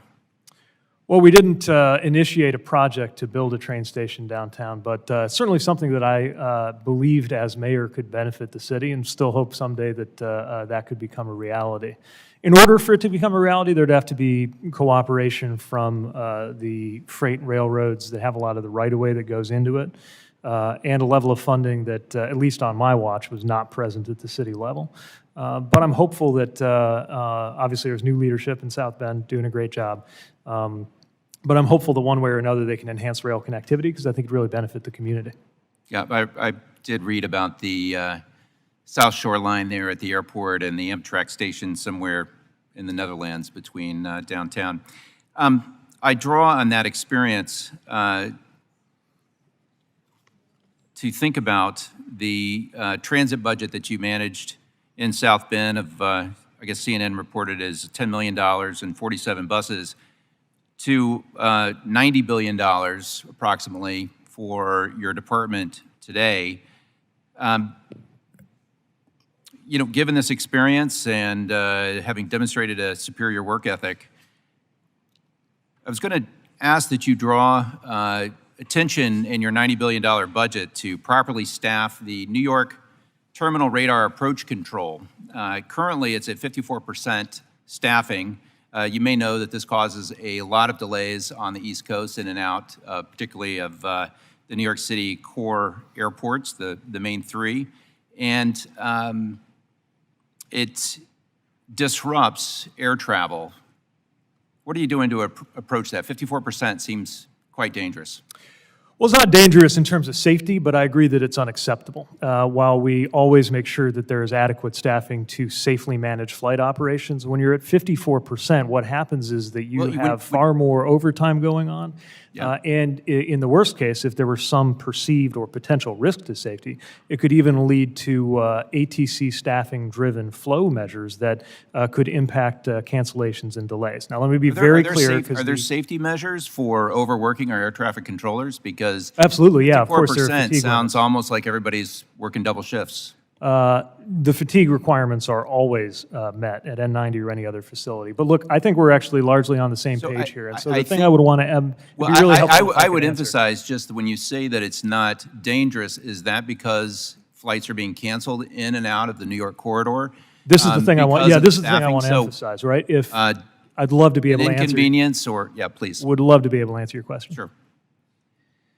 If a staffing level reaches the point where you can't safely guide the number of flights that are programmed, since compromising safety is not an option, the only alternative is that flights could be disrupted or delayed. No, the alternative actually is that we have leadership that fulfills its responsibility of manning the operations of our air traffic control. Of course, we're on the same page here. What I'm saying I don't think we are, because I think we are. Your department is have a significant shortfall, and you don't seem to be bothered by it. So I have made very clear how bothered I am canceling by it. flights- And let me tell you, the number one thing that Flights would help actually us doesn't seem prevent to that. be a reasonable response. You know, there's more to this. Sorry, are you suggesting that we there's- compromise safety instead of No, it's disruption? not whatsoever. In fact, as So a do you nuclear engineer, I actually know a lot about safety and probably a lot more than you. So what I'm suggesting is that you have a responsibility with a $90 billion budget to administer it. I realize that's a stretch from a $10 million budget of your experience. Having demonstrated That's what an I would inaccurate say- statement. Congressman, what I look, when would you come say from where I is, come from, what you're I would accustomed say to is that people from, may I? I know a lot of people from a lot of places. So May I? when I see, Am I going to get to answer your question or not? I think you've dodged the question sufficiently. Thank you. Gentlemen, the chair now recognizes Mr. Burleson for 5 minutes. Secretary Buttigieg, since taking the role, you've traveled quite a bit, including private flights. How often do you take private flights? So I assume by private flights you mean the use of government aircraft assigned to my agency. And I knew this might come up, so I brought some numbers. Since getting this job, I have taken 600, these are estimates, give or take a couple, but I've taken 638 flights. And any of those commercial? Say about Any that? of those commercial? 607 of them were commercial, 10 of them were on military aircraft such as Air Force One, and 21 of them were on FAA aircraft, representing about 3% of the flights. What was there was a Freedom of Information request made of your office to reveal the costs of the travel. Have you provided those costs? I'd have to check back with the office to see how on the traffic, but I can tell you that, yeah, we're going to comply As I with understand, all it's FOIA been months requests. and you've not provided the financial numbers for that travel. Okay, again, I can check on the status of a FOIA request, but I can also... You'll commit to providing that information? We will always comply with FOIA. But I appreciate the chance to discuss this because I can't help get the sense that some people want to make it sound as if I don't Mr. travel most of Secretary. the time on commercial aircraft, which of course is untrue. Yeah, Mr. Secretary, I think the irony for most people in my district is that they're being told that they're going to have to convert to electric vehicles to reduce their carbon footprint, and yet not everyone gets to travel the way that you do. And Just so- once again, the way I usually travel is in economy class aboard an airliner like everybody else. When we do it differently, it's often because it will save taxpayer money. I want to get on. I'm so to glad you some asked this because items. I'm kind of excited to share some of the Secretary details Buttigieg, and put some I want to to it. ask, you've got some interesting policies since you've taken office. Some of them include that you spent $1 billion to fight against racist highways, which is befuddling to me. You are forcing training manuals that divide Americans. You have climate policies that appease the radical environmentalists. You renamed the NOTAM system to be a gender neutral. And yet, at the same time, while that's happening, those are your efforts, you have a failure of the NOTAM system, which has not been updated under your leadership. You had the East Palestine event that occurred, which took you nearly 3 weeks to show up for. And the American citizen is currently facing countless flight delays. Just ask them. And yet we have still supply chain issues. So my question is, why are you pushing those policies when we have nuts and bolts issues to deal with? Well, if we want to talk nuts and bolts issues, let's talk about the investments we're making to improve port infrastructure, for example, that's helped with supply chain issues. Let's talk about the fact that during the same season in which many critics said that Christmas would be canceled because of supply chain issues, we worked with ports, with the private sector and the public sector and workers to see to it that by the end of that year, there was an all-time record high in retail sales and good movements through our ports. Now, talk nuts and bolts issues, let's talk about the 37,000 physical infrastructure projects so far and counting, supported through the Infrastructure Investment and Jobs Act. And since you raised East Palestine, I hope that's an indication that we can get you on the record in favor of the Railway Safety Act. Secretary, about railway safety, it's an interesting, when you look at the trends, according to data from the Federal Railroad Administration, the numbers since 2000 have dramatically improved. Mainline class 1 railroads, their accident rate is down 48% since 2000. You have derailments that are down 31% since 2000. You have even hazmat issues. They're down 73% since 2000. Across the board, safety has improved, and yet starkly over the last couple of years, according to the FRA data, it shows that even though we did have a trend since 2000 of reductions, these accidents did have an increase under your watch of 13% compared to the previous year. How do you account for that? Well, actually, so far, the rate of derailments this year is down compared to last year, but I do appreciate you being perhaps the first Republican congressman to acknowledge that overall rail accidents on my watch are substantially down from what they were 10 or 20 years ago. Now, the question, in my view, is how to get them down even further, which is why I would love to have you stand with us and not with the rail lobby on the Railway Safety Act. If you care about safety, why did you turn down BNSF's ability to use drone technology to check the rails? Oh, I'm so glad you asked that. One thing that really frustrates me is the characterization that we deny the ability to use drones to inspect rails. That's not true.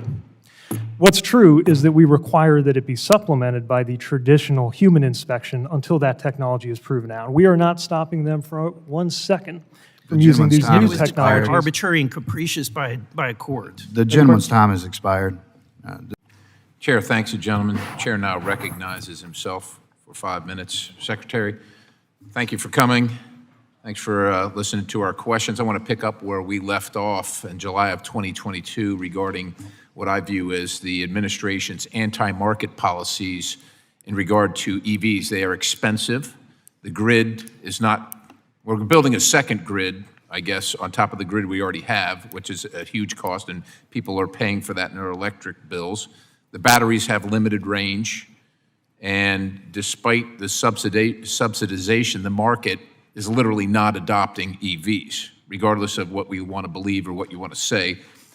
There's significant inflationary pressures and a glut of electric vehicles, well beyond demand. And so if we consider the current UAW strike, the cost of living has eaten away at these folks' ability to pay their grocery bill and their gas bill. So they're obviously and righteously and rightfully upset.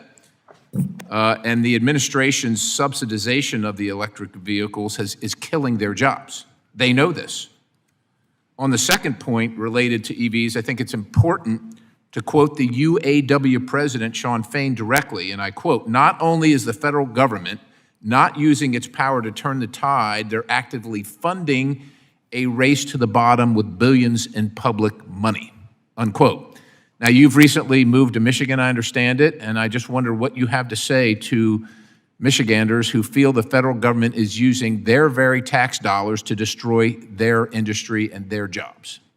Well, one of two things is going to happen, Representative. Either the EV revolution is going to be made in China or it's going to be made in America. But right now, it's destroying their jobs. Is that we are working to make sure that it's made in America. And it's being subsidized, which is destroying their jobs. So is your position that we're going to lose all these jobs, that's what has to happen, or China's going to build all these vehicles? Is that the position? One of the reasons we've seen manufacturing jobs grow so much in this administration compared to the manufacturing recession under the last administration is that we're investing in American manufacturing. You're investing with our money in things that we don't want.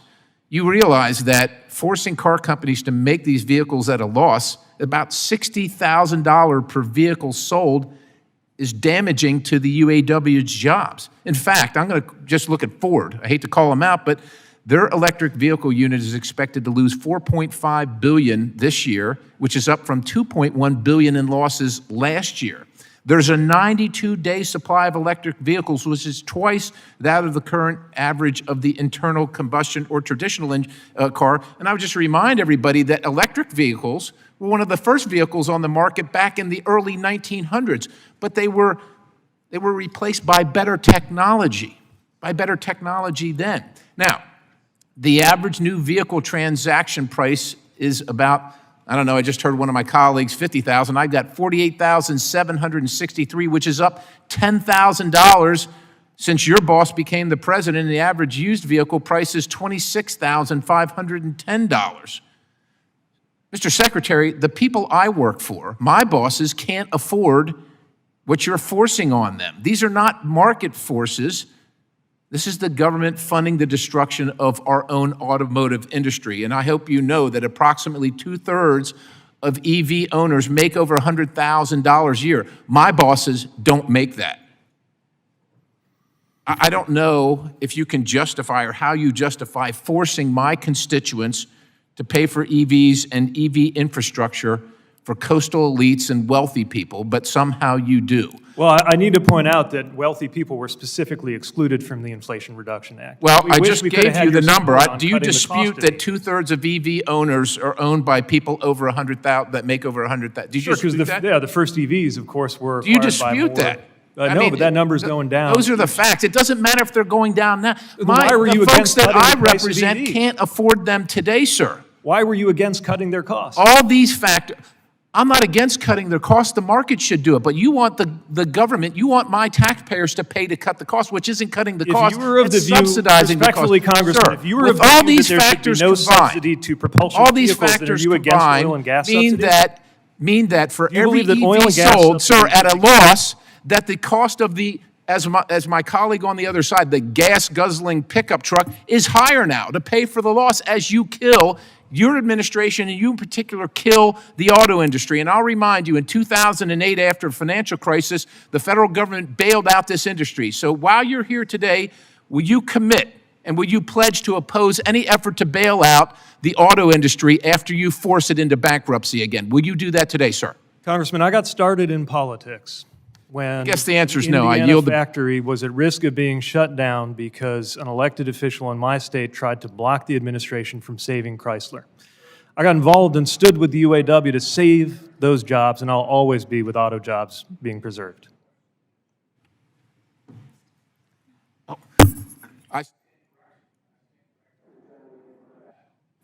Mr. Babbitt.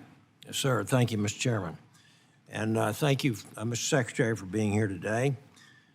Despite never-before-seen levels of funds going to your department, our transportation does not seem to be safer today than it did just a few years ago. And while pumping billions into green energy and subsidized alternatives to gas-powered cars, we've also seen more major transportation disasters under the current administration than really in any administration that I can recollect. Record-level car fatalities, trains derailing, chemical accidents, sky-high gas prices, ports with record-breaking logjam delays, which I represent several, union strikes, workforce issues, delays at airports, near misses on runways, grounded planes, system-wide failures, the terrible, horrible 2022 holiday flight cancellations that saw so many American families separated on Christmas and New Year's. The list seems to go on and on. I understand that your relationship with Congress over the last 2.5 years has been pretty favorable for you. You've gotten seemingly everything you've asked for and then some. Hundreds of billions in extra funding for DOT, thanks to the IIJA and the Inflation Reduction Act. So what do you have to show for it? What impact has that money had on the average American? And I would ask that before you start talking about victories with climate victories and social justice achievements at the cost of billions of taxpayer dollars, please ask yourself this.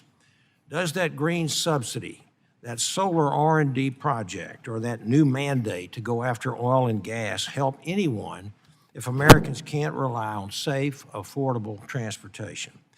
And I'm hopeful that you're taking your job of helping Americans get from point A to point B safely very seriously.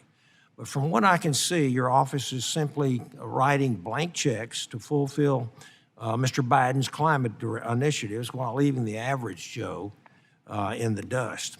A few questions I'd like to ask for the record. In 2021, we started hearing reports that the federal government under Joe Biden and Alejandro Mayorkas was inexplicably allowing scores of illegal immigrants into the country who ultimately boarded commercial aircraft without passports or any other type of identification to fly across the country.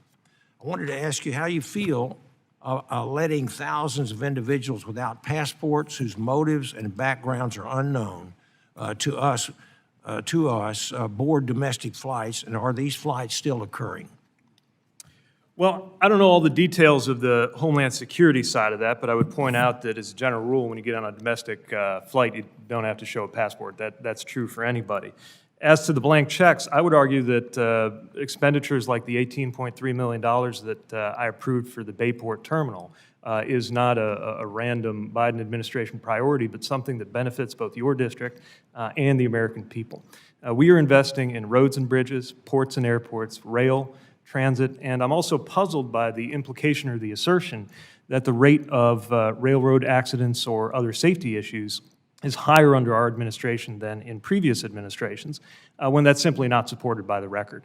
You mentioned flight cancellations. Right now, they stand at 1.6%. That is actually lower than they were in 2019 before the pandemic. I would be happy to provide further data to help clear up any of the inaccuracies in your question so that we can get to the most important facts about safety. Having said that, I don't believe that we should be satisfied with the current status quo on safety, which is why I would love to get you on the record in favor of that Railway Safety Act, Congressman. I'd love to see those, Mr. Secretary. And the domestic flights allowing people on without passports who are foreign, who have entered illegally, doesn't seem to square with the security of our nation. Congressman, if you're of the opinion that every passenger boarding a domestic flight needs to produce a passport, I'd be happy to refer that to Homeland Security, but that's not our jurisdiction at DOT. I understand. Members of this committee are very frustrated with the ongoing delays that applicants are experiencing by the Maritime Administration. I understand the need for a thorough evaluation process, but the current process has consistently failed to meet the 356-day statutory timeline for a record of decision. For example, of the 6 applications currently with MARAD and pending a record of decision, 2 of these applications are well past the 356-day statutory timeline, one nearing the 1,400-day mark and the other nearing an 800-day mark. Why are these pending applications experiencing such severe delays in the process, and why is MARAD and DOT not doing more to help applicants through this process? Well, Congressman, we're committed to helping project sponsors get their projects done, and one thing we're trying to make sure of is that the federal process doesn't endanger the completion of the project. I know this is counterintuitive, but when you look at those longer timelines associated with some of those permitting processes, what is happening is that MARAD's interpretation of fidelity to the statute requiring 365 days can be met by stopping the clock if there's information that the project sponsor doesn't have ready. That way it gives them a chance to get that information in without there being a risk of the project getting killed just because they didn't meet the 365 if we had not interpreted that as business days or process days. If there are other steps we can take to make sure that working with those project sponsors we can have a smoother flow, we're always open to discussing that because we want to make sure that whatever the nature of the project, while of course making sure that federal law is met and that there's responsibility with taxpayer dollars, that there's no unnecessary delays and certainly that there's no unnecessary delays under our control. Well, we certainly hope so. Yield back. Thank you, Mr. Secretary. The chairman now recognizes Mr. Edwards. Thank you, Mr. Chair. Mr. Secretary, thanks for being with us this afternoon and spending so long to answer all of our important questions. The IIJA spent more federal dollars than in many decades for United States infrastructure. Specifically, the IIJA authorized and appropriated $661 billion over 5 years for DOT programs, more than double the amount authorized in the previous Surface Transportation Law, the FAST Act. In preparation for this hearing, the committee requested from DOT the total amount of IIJA funding distributed to date. DOT's response was not comprehensive in its accounting of distributed IIJA dollars and, in fact, differed from previous estimates provided to the committee by DOT. Do you agree, just a simple yes or no, that in order to effectively monitor funds, you should be able to accurately pull an accounting of what funds have been allocated and where they've been sent? Oh, absolutely, and I can assure you that we do. We take great care to make sure that we can track these dollars, but we also know how complex it can be to be able to answer what seems like a simple question when you're tracking this many projects. And so how can the department be trusted to administer hundreds of billions of dollars when it can't, at this time, provide clear and concise information to the committee of jurisdiction?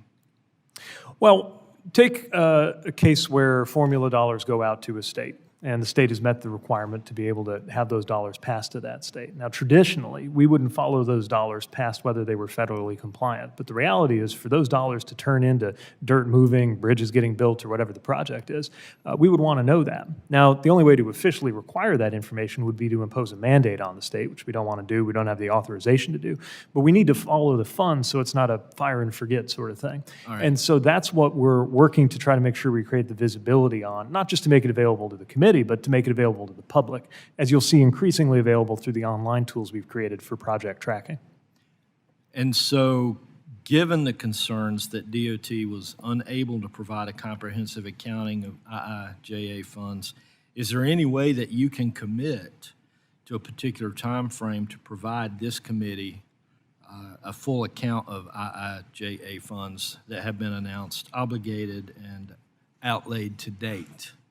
We will always provide accurate information about the use of the dollars that have been entrusted to this department, and where we're trying to follow them through the hands of a non-federal agency that they've gotten into. We'll do our best to try to understand that too. What I can't commit to is data that does not belong to us, but we're trying to make sure without creating onerous reporting requirements that we can still follow it, because of course we're interested too in how those projects are proceeding, even if they've already satisfied the fundamental federal requirements.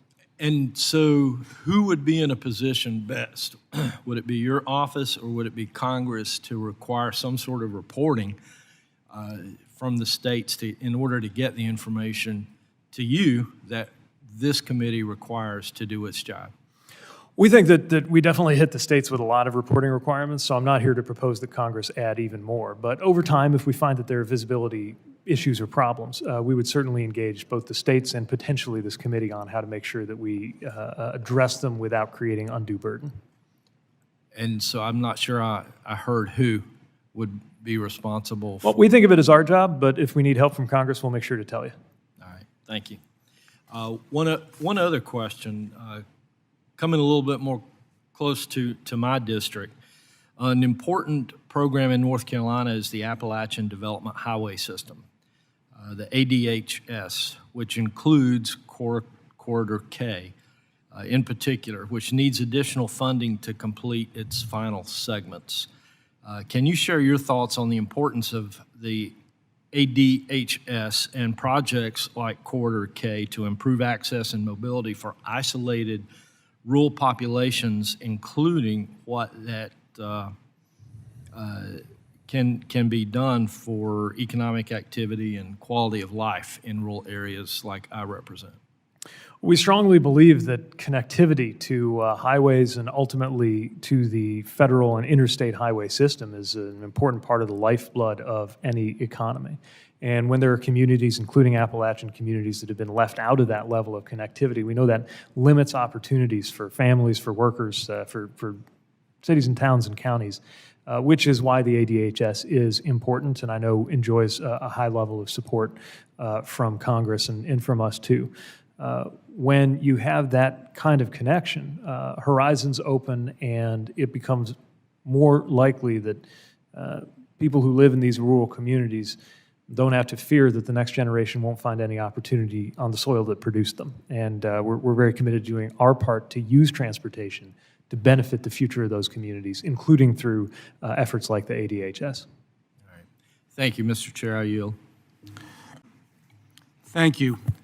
Thank you, Chairman. Mr. Secretary, welcome. Are you familiar with the William J. Hughes FAA Technical Center in southern New Jersey? Yes, I haven't had the opportunity to visit, but I'm certainly aware of it, yeah. Good. I hope you do visit sometime. For those who don't know, the FAA Technical Center is critical to national security. It supports our national airspace and traffic control systems. It also conducts classified research. In fact, I recently toured it again and learned that this secure facility blocks not millions, but billions of cyber attacks every single day, most of them through China.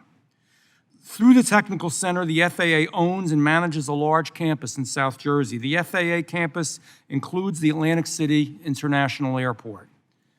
I am personally deeply alarmed by the administration's plan to use the FAA campus to house thousands, up to 60,000 illegal immigrants in a town that only has 50,000 residents. In August, the Department of Homeland Security recommended that the Atlantic City Airport be used to house up these 60,000 immigrants from New York City. First of all, the Atlantic City Airport is an unacceptable place to house these people. There are no services or infrastructure at the airport that could possibly support this. Logistically, it is a poor concept. Further, the Atlantic City Airport is surrounded by facilities critical to national security. Besides the Technical Center, the 177th Air National Guard uses the airport to defend Washington, D.C. and New York City from attack. The first defense, rapid response. These facilities cannot be compromised. Atlantic City Airport was recommended for migrant housing because it is part of the federal FAA campus. It's federal. Decisions about the use of this property, Mr. Secretary, ultimately fall to the Department of Transportation. This is your responsibility. Question, was the Department of Transportation consulted in the process of DHS recommending the Atlantic City Airport as a migrant housing site? I would have to check the record on that. What I would tell you is that generally a recommendation is not the same thing as an outcome or a policy, and so developing a list of potential sites is not necessarily something that is within FAA authority, even though ultimate clearance of something like a non-aviation use on an airfield is something that would have to come through FAA channels. And I understand that, but it scared the daylights out of people if a city of 9 million people is having trouble dealing with all this. How would a town, a semi-rural town of 50,000 people do? It was on the list, as well as some others were on the list, but it concerns us greatly. I would appreciate if you would look into it, and I would appreciate if you would get back to me. We'll make sure to do so. And I'm going to ask a commitment I hope that you can make, that you would not allow the Department of Homeland Security to use this facility for that purpose. I don't oversee the Department of Homeland Security, but you certainly have our commitment that all FAA facilities and any facility under our jurisdiction will always be secure. I hope so. I hope that once we resolve this, in fact, that we can move on to strengthening America's aviation system. The United States of America is at a pivotal moment for aviation. Our infrastructure is on the brink of failure in many cases, with thousands of flight delays, dozens of near misses every year. In January, unprecedented since 9/11, we had to ground all flights for the first time. I'm seriously concerned. We need to do better. You know, I also, in my travels, visited one of the traffic control towers at Atlantic City Airport, and I think it's finally going to be replaced. But interesting to me, with all the money that we spend on things, they're still using floppy disks via 1993. I mean, that's unconscionable. We need to have the best air traffic control system in the world. We need to have the best airports in the world. This is the United States of America. So can you identify steps you're taking to improve our aviation system from safety and efficiency to the traveler experience, secondly, and to new technology, third? Absolutely, and I'd really appreciate the question. Let me break it down as quickly as I can into the component parts of the question. With regard to traveler experience, we have overseen what I believe is the biggest expansion of passenger rights in decades. Just over a year ago, not one of the top 10 airlines guaranteed in writing that if you got stuck, you would be guaranteed hotel accommodations, meals, vouchers for ground transportation, anything like that. Now nearly all of them do. We have secured or encouraged with our enforcement actions, leveraging some $2.5 billion in refunds getting to passengers, and we're underway on rules for things like not having to pay extra when you're sitting next to your kids. With regard to the physical infrastructure, we are putting the funds in the IIJA to work. But like you, I am concerned about the state of play in terms of the progress toward modernization and the adoption of needed technologies in the FAA. The only thing that I think is harder than a multi-billion-dollar IT project is a multi-billion-dollar public sector IT project. That's in many dimensions. Mr. Secretary, the gentleman's time has expired. The chair that's now what's so important about recognizes Ms. reauthorization. Davis. Thank you, Chairman. Please look into the FAA. Thank you. Secretary, Thank you for being here today. Really quickly, your department oversees the National Highway Traffic Safety Administration, which I'm sure you're aware recently proposed the CAFE standards for 27 to 32. You're also likely aware that the EPA agency has separately proposed overlapping greenhouse gas standards. Sir, can you explain what actions you've taken to coordinate with the EPA Administrator Reagan to ensure that auto manufacturers that comply with greenhouse gas regulations are also compliant with fuel economy standards issued by DOT? Thanks for the question.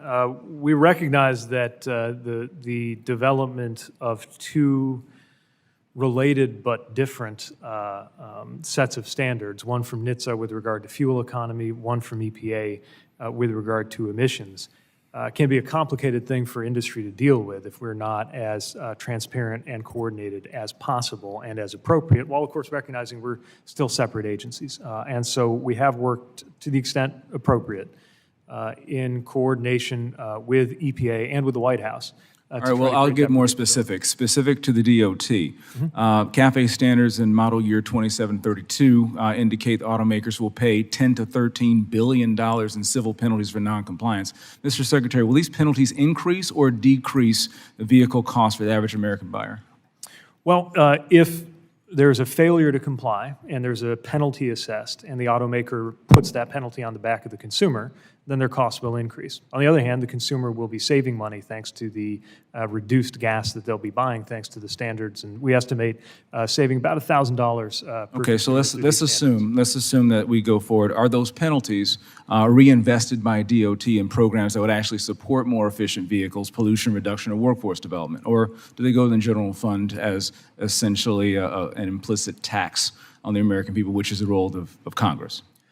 I'm not in a position to speak to the use of penalty funding that hasn't been collected yet, but certainly think that partnering with Congress, it could be appropriate to make sure it gets assigned in ways that further the policy goal, provided they don't amount to undercutting the purpose of the penalty in the first place, which is to get the automaker to do the right thing and comply so that there's no penalty at all. Would another right thing be profit sharing with UAW? Say again? Would another right thing be profit sharing with the UAW? We certainly think that auto workers ought to get their fair share of the growth and the So you agree that profit sharing with UAW is something that is proper. These penalties, just to be clear, I'm not at the negotiating table, and I'm not going to. Neither of us are, but both of us. I'm here to protect my workers here. So with the president's unrealistic projection for electric vehicle sales in the future, 67% by year 2032, affecting the profitability of these plants is going to take dollars away from auto workers. The approximate formula is about $1,000 per auto worker for $1 billion for the automakers. If penalties are levied on the automakers, then this will take money away from the auto workers. Is the president aware that he's literally taking money away from UAW workers by impugning their bonuses? I just don't think that's the right characterization because it assumes that the auto workers will fail to comply with the law. The automakers will fail to comply with the law. Look, ever since the first CAFE standards were introduced in the Nixon administration, industry said, there's no way we could possibly have vehicles more efficient than 13.5 miles a gallon. There's been a push-pull to make sure that we have the maximum feasible. But in the end, industry got it done. And today, American consumers have saved billions and billions of dollars. And of course, we have cleaner air because of these standards. And I have a lot of confidence that industry can continue, as they have done in the past. I have a lot of confidence in the industry as well, but requiring going from 67%, and you mentioned earlier tripling, but that tripling is up to 7% now, and requiring that in just a handful of years goes beyond aggressive and goes into the area of dangerous. Look, I really appreciate you bringing up Penelope Rose and Joseph August. I have my little boys, and we have a hybrid electric vehicle that we plug in as well. But there's a housing crisis throughout America with affordability, and right now, this is not only going to affect the automotive industry, it's going to affect average, everyday Americans. Based on the president's unrealistic projection, can you explain what's being done in apartment complexes for Americans, whether it be folks suffering from a housing crisis in northern Michigan or in my district, in the southern portion of my district, making vehicle charging convenient at a reasonable cost for people already paying rent that's high? What do you think is acceptable? And what's the DOT doing to help make this charging more affordable? Thanks. It's an excellent question, and it's one of the reasons why we have the community fueling infrastructure funding alongside or as part of the NEVI program. We recognize that especially, look, if you have a single-family home, you already have charging infrastructure. You can plug, if you have a garage, you can plug in there. But if you're in a multifamily dwelling, as many low-income Americans are, you can't assume that you're going to have that kind of charging infrastructure. And you also can't assume that it is yet profitable for a company to put it in. That is exactly why we are applying the funds that were provided by Congress to make sure that in these areas where it just doesn't yet pencil out for a company to do it, that we're buying down that difference so that some of the very Americans who would most benefit in terms of their family budget from the savings that come with filling up with electricity instead of gas can actually access it through affordable and convenient chargers. One last thing, Mr. Secretary. Seeing the electric vehicles don't pay a corresponding user fee for the Highway Trust Fund, such as the 18.4 cents per gallon for gasoline. How does the CAFE reduce collections in the trust fund? I don't believe there's anything in the DOT's proposed rulemaking explaining what the high rate of electrification will mean for improvements to our nation's roads and bridges. Effectively, this rising debt of the federal government will put increased pressure on Congress and this committee to fund infrastructure improvements through the general fund, and that seems to be a major omission in the administration being honest about ensuring our nation's roads and bridges don't deteriorate further due to the higher CAFE and greenhouse gas requirements, and further pushing the cost of this EV transition onto folks who are least able to afford it. Can you comment on how we can maintain our infrastructure with the increased weight and decreased funding for our infrastructure? Sure, and again, ever since CAFE standards began in the Nixon administration, improving the average efficiency of a car past 13.5 miles per gallon, there has been the effect, alongside all of the money that it saves drivers and car owners, that it also means that because Americans are paying less for gas, they're paying less gas tax. We think Americans paying less for gas is a good thing. We think Americans paying less gas tax because they're getting more efficient vehicles is a good thing. But we recognize that that means there have to be alternative ways to support the Highway Trust Fund. Historically, Congress has filled that gap through general dollars. That's not the only way to do it, but it's certainly a legitimate way to do it, and it's what has been happening ever since that gap first opened up. Thank you, Mr. Secretary. My time has expired, and Chairman now recognizes Mr. Moulton. I'll call on Mr. Crawford, 5 minutes. Thank you, Mr. Chairman. Thank you, Mr. Secretary, for being here. I'm curious about the funding tables that was provided by your staff to our committee. It's 6 pages of spreadsheets here. I don't know if you've seen those or not, but they present a very incomplete funding picture as they only capture advanced funding from IJA and some supplemental funding from FY22 and FY23. Besides that, we continue to hear the administration touting how much money is being invested in infrastructure. These tables actually indicate something different. You've obligated less than 30% of the total funding for the Federal Transit Administration. In fact, you've only outlaid 9.7% of that funding. Less than 3% of the money for the Federal Railroad Administration has been outlaid. Only 35% of the FY22 money for federal aid highways has been obligated, and only 11% has been outlaid. So we continue to hear about the need for more money for infrastructure investment, but it seems that you're not spending the money you have already. What's going on here? Well, I don't have the charts that you're describing at my fingertips, but I would refer you to the lifespan of a project. So between the time that a project is identified for funding, when the project sponsor is ready to execute the grant agreement, when the spending takes place, and then when the obligation and/or reimbursement take place. That is something that doesn't always happen within 1 or even 2 calendar years. Now, for our part, we want to do everything we can to make sure that any part of that timeline that's under our control is swift. But of course, that also depends largely on the readiness of project sponsors. So there is often a lag, 1, 2, 3, sometimes more years between when funding is appropriated and authorized and when those dollars had been assigned to a project. But again, yes, but in the interim, the obligation of those funds, which we're also seeing a significant amount of funds that aren't obligated, let alone outlaid. So I understand the time lag, and I get that completely based on the timeline for appropriations versus the money actually being there. But I guess my question is, you know, if you can explain all this taxpayer money that's sitting in your agency's bank account instead of being used where it should be, obligated, not necessarily outlaid, but at least obligated to maintain pace with the kind of projects that you talked about in your opening statement. Yeah, and again, I would describe in terms of the pipeline of funding that moves through and the lag that's associated with that. So nobody's sitting around and neither are the dollars. But the gap between the fiscal year in which it's authorized or appropriated and the moment when that construction takes place, that's very real. And of course, it depends on the project, right? We can get something out through formula dollars often more quickly than a complicated project that involves perhaps multiple modal administrations or multiple project sponsors working across state lines. But you have my commitment that anything that's under our department's control, we are going to move as swiftly as possible. I would not infer that the fact that it takes some time to spend those dollars is an argument for doing less in the future to improve our physical infrastructure. Well, I think you missed the point of my question. So a lot of the times we hear from, for example, municipalities or county governments or state governments that say we could do a lot more with our money if we got it in a timely fashion. For example, the obligation of the funds can start things moving if the funds aren't obligated. And as I indicated in these percentages, we're well into to IJA, for example. And we still have a significant amount of money that hasn't even been obligated, let alone outlaid. So, I hope you'll consider that, because the feedback that we get from home all the time is, where's the money? And it appears that you have quite a bit of it in your account based on the spreadsheets that your staff's provided for us. But let me move on to something else.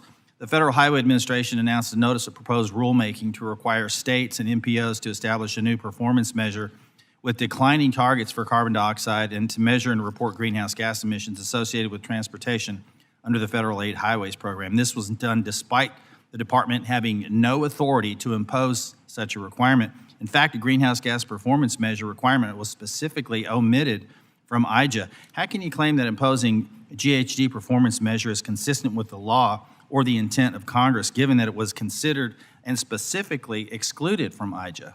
Because under the law as written, we have the authority to implement performance measures. And just because Congress did not require it of us does not mean that we're not able to do it. Now, we believe this is consistent with other instances in which Federal Highway Administration or other operating administrations have developed performance measures, whether on safety or other domains. And I want to emphasize that this is not a mandate. It doesn't set a target for states. We're simply requiring that there be some kind of measurement of the performance of something that relates to the impact of how the federal taxpayer dollars we're sending. I would argue that the states perceive that as a mandate based on your implementation of that, and what other action are they supposed to take? I mean, given the fact that you don't have the authority and yet you're continuing to leverage that and put that on the states. My time is expired, so I yield back. Mr. Chairman, just to pick up on that line of question, Mr. Secretary, is there any plan for users of EVs to pay the increased cost that the additional weight and wear and tear on the highways their vehicles cause, creates for the highway system? So we have not proposed any supplemental fee or cost at the federal level, but we recognize that different states are approaching this different ways, including sometimes a supplemental registration fee for an electric vehicle that won't be paying into the gas tanks. They've done in Utah. Okay, great. Mr. Secretary, when you travel around Europe, you have much more and better options, more freedom, I'd point out, than when you travel around the U.S. You can drive on highways that are generally very well maintained, no bridges collapsing. You can take high-speed rail at 3 times the speed, or you can take airplanes if you don't mind weather and maintenance delays, like the 2.5 hours American Airlines kept me sitting at the gate in Boston on Monday after we boarded the plane before they fixed a problem. 2.5 hours would have gotten me more than halfway to Chicago on a high-speed train, and not to O'Hare, but downtown Chicago if we had world-class high-speed rail. In Spain, you get a full refund if the train is more than a few minutes late. Hard to imagine here in America. But Mr. Secretary, why has it taken almost 3 years into this administration to fund high-speed rail? Last year, you made a commitment to getting high-speed rail done in 2 to 3 geographies. I asked you about this at last year's congressional hearing, too. What's happened since then, and why is it moving so slowly? We spent our first year as an administration fighting to get the bill passed with your help and make those fundings available in the first place.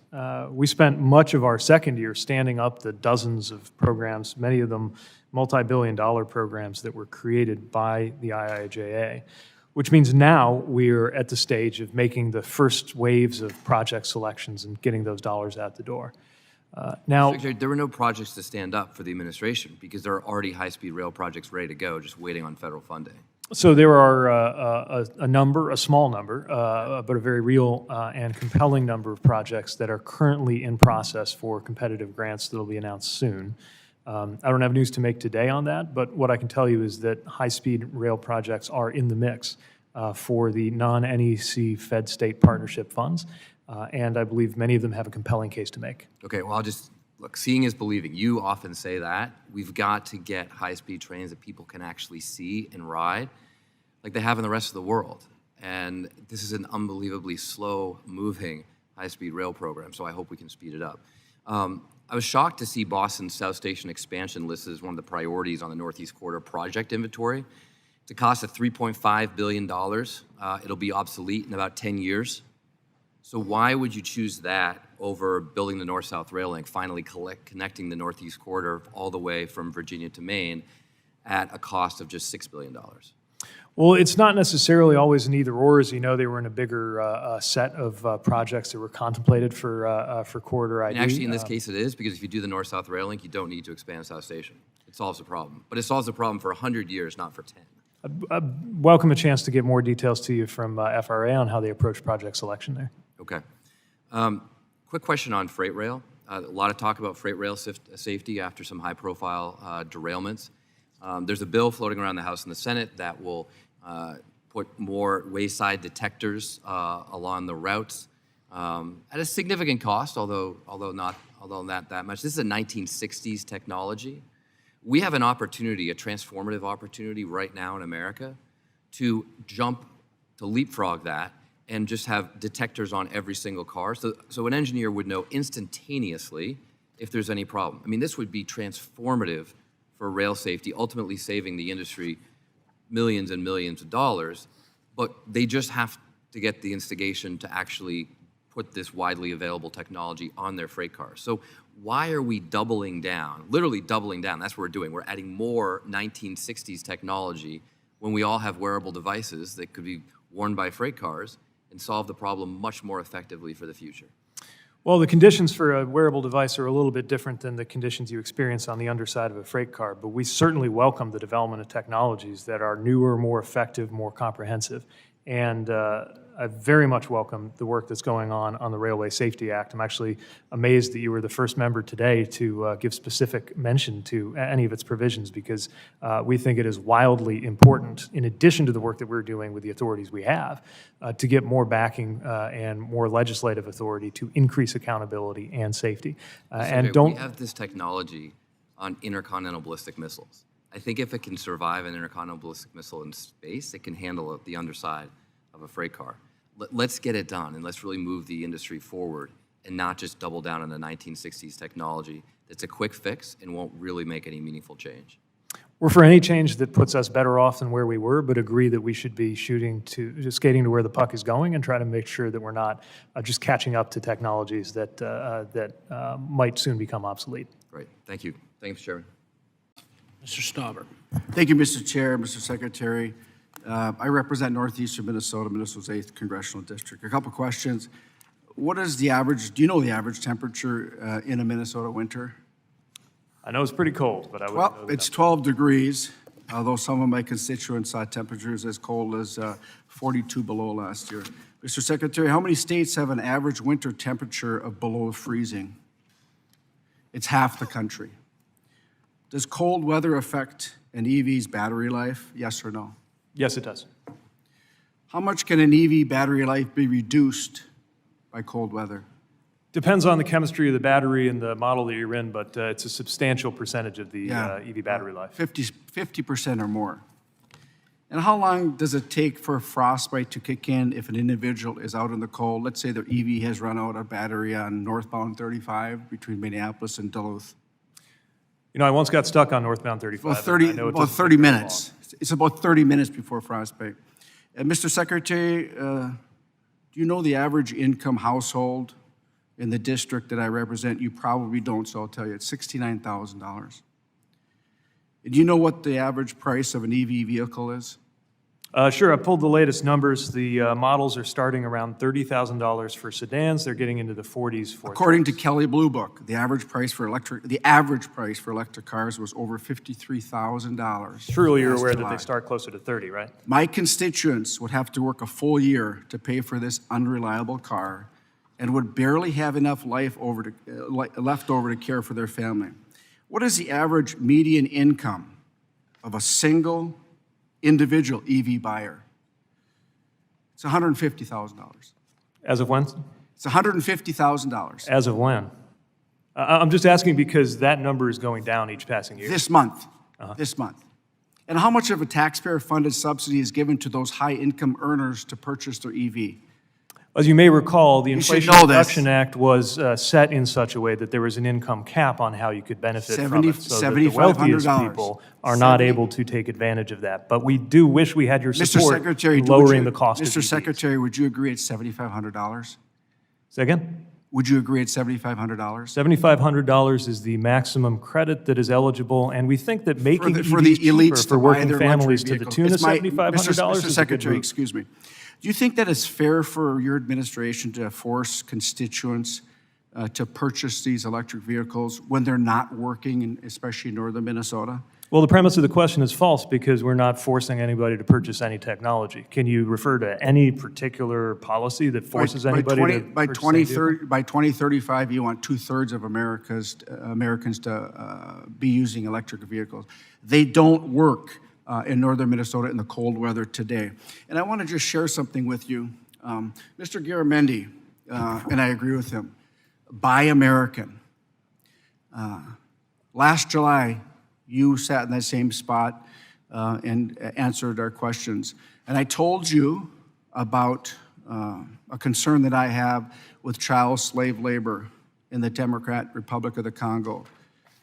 And I told you that we could mine these critical minerals needed for EVs in the district that I represent under the best labor and environmental standards in the world.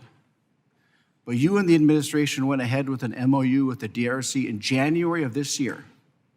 Well-documented child slave labor in the DRC, hardly any environmental standards. And your administration chose to enter MOUs with the Congo where 15 of the 19 mines are owned by the communist country of China where they use slave laborers. It's unbelievable that you chose other workers over the American worker.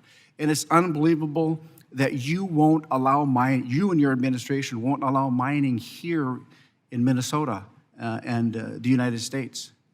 Your Secretary of Energy, Secretary Granholm, came to the Western Caucasus, and I happened to ask her, I said, do you know the only nickel mine in the United States today? She couldn't answer that. Do you know where it is?